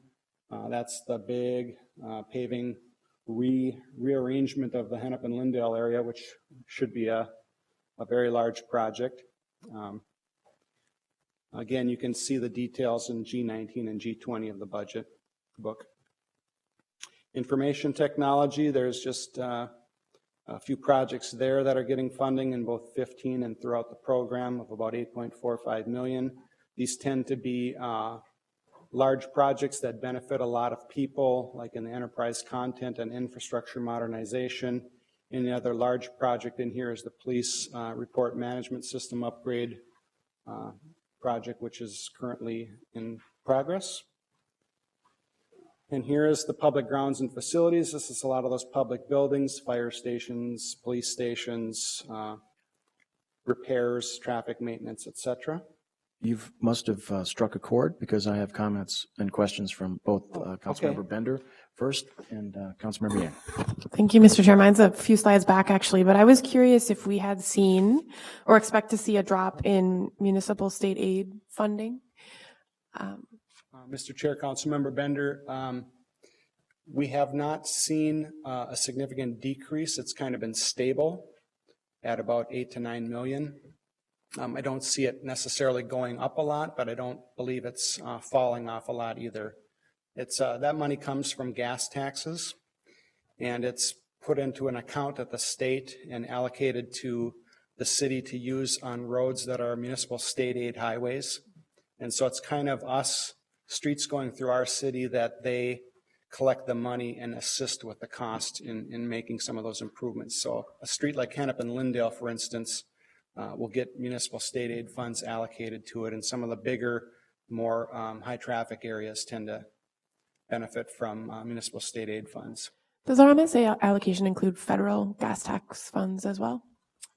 Mr. Chair, Councilmember Bender, the federal money is not, to my knowledge, like a gas tax thing, but they have other federal transportation programs that the feds provide fund for certain benefits, like maximizing the variety of transportation types of modes we have, such as they've provided funding for some bike trails and transit and these light rail corridors, et cetera. So they tend to get involved, of course, the interstate highway system as well, and large bridges over like the Mississippi River and projects that are of strategic importance in the country and commerce. Sounds good. I can follow up as well with Public Works. Thank you. And Mr. Chair, Yeah. Councilmember, I believe in the capital budget, every single project matches expenditures with revenue sources. So if a given project has federal dollars of some form in it, it's depicted in that project description in the capital budget in the budget book. Thank you. I was curious because the last federal transportation bill shifted funding away from local road systems, city and county MSA roads, to our interstate freeway system. So I wondered if we had seen the effects of that locally yet. And I anticipate that we will in the future, but anyway, but I can follow up with Public Works, who probably knows the details. Thanks. Mr. Chair, Councilmember Bender, we have seen a reduction in total federal resources the last several years. Their types of allocations to us have in fact gone down. Exactly like you're saying. Okay, then I looked a little bit at this public grounds. Thank you, Mr. Chair. Forgive me for being new at this, but I saw the park board here, and I'm just wondering. I mean, I know they're separate, but they're part of the click process, and I mean, you know, the city is allocating some money for them, and I'm wondering why that is. And again, I'm going to acknowledge that's a dumb question, but I just want to get a sense of it. And I'm sure there's a long history to it, but maybe just the short answer. Yeah, I guess the question is both from a click process and capital investments through the park board making those requests, as well as the impact on the levy itself, because we saw a 4.9% increase in the levy due to the park board budget, which I'll let Mr. Carpenter see if he can address those things in total. Mr. Chair, Councilmember Yang, yes, for both Park Board and Municipal Building Commission, you will note in here that we allocate capital dollars to them.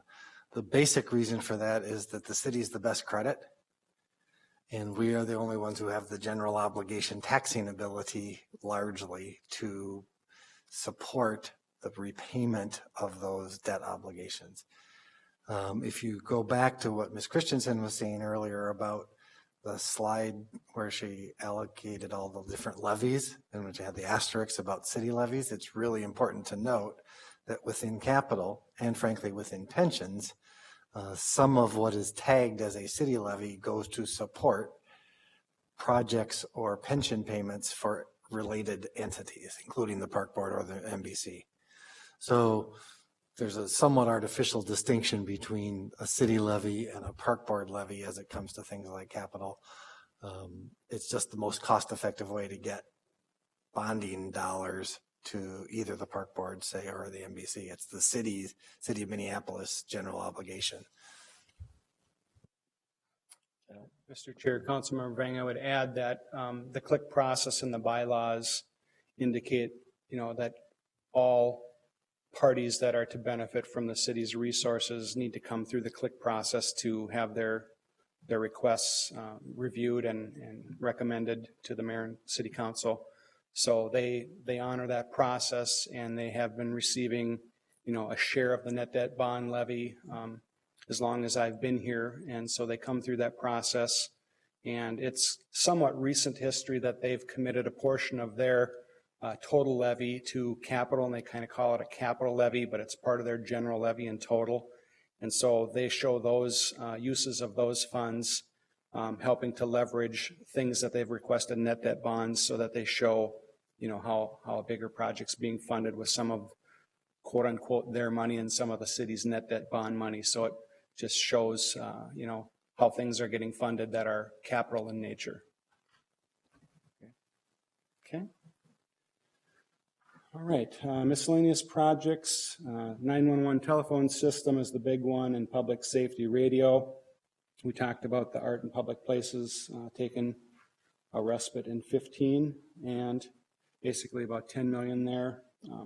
It should be noted that the art program is fully funded in years 16 through 19, and they get a % of the net debt bond amounts that we make available.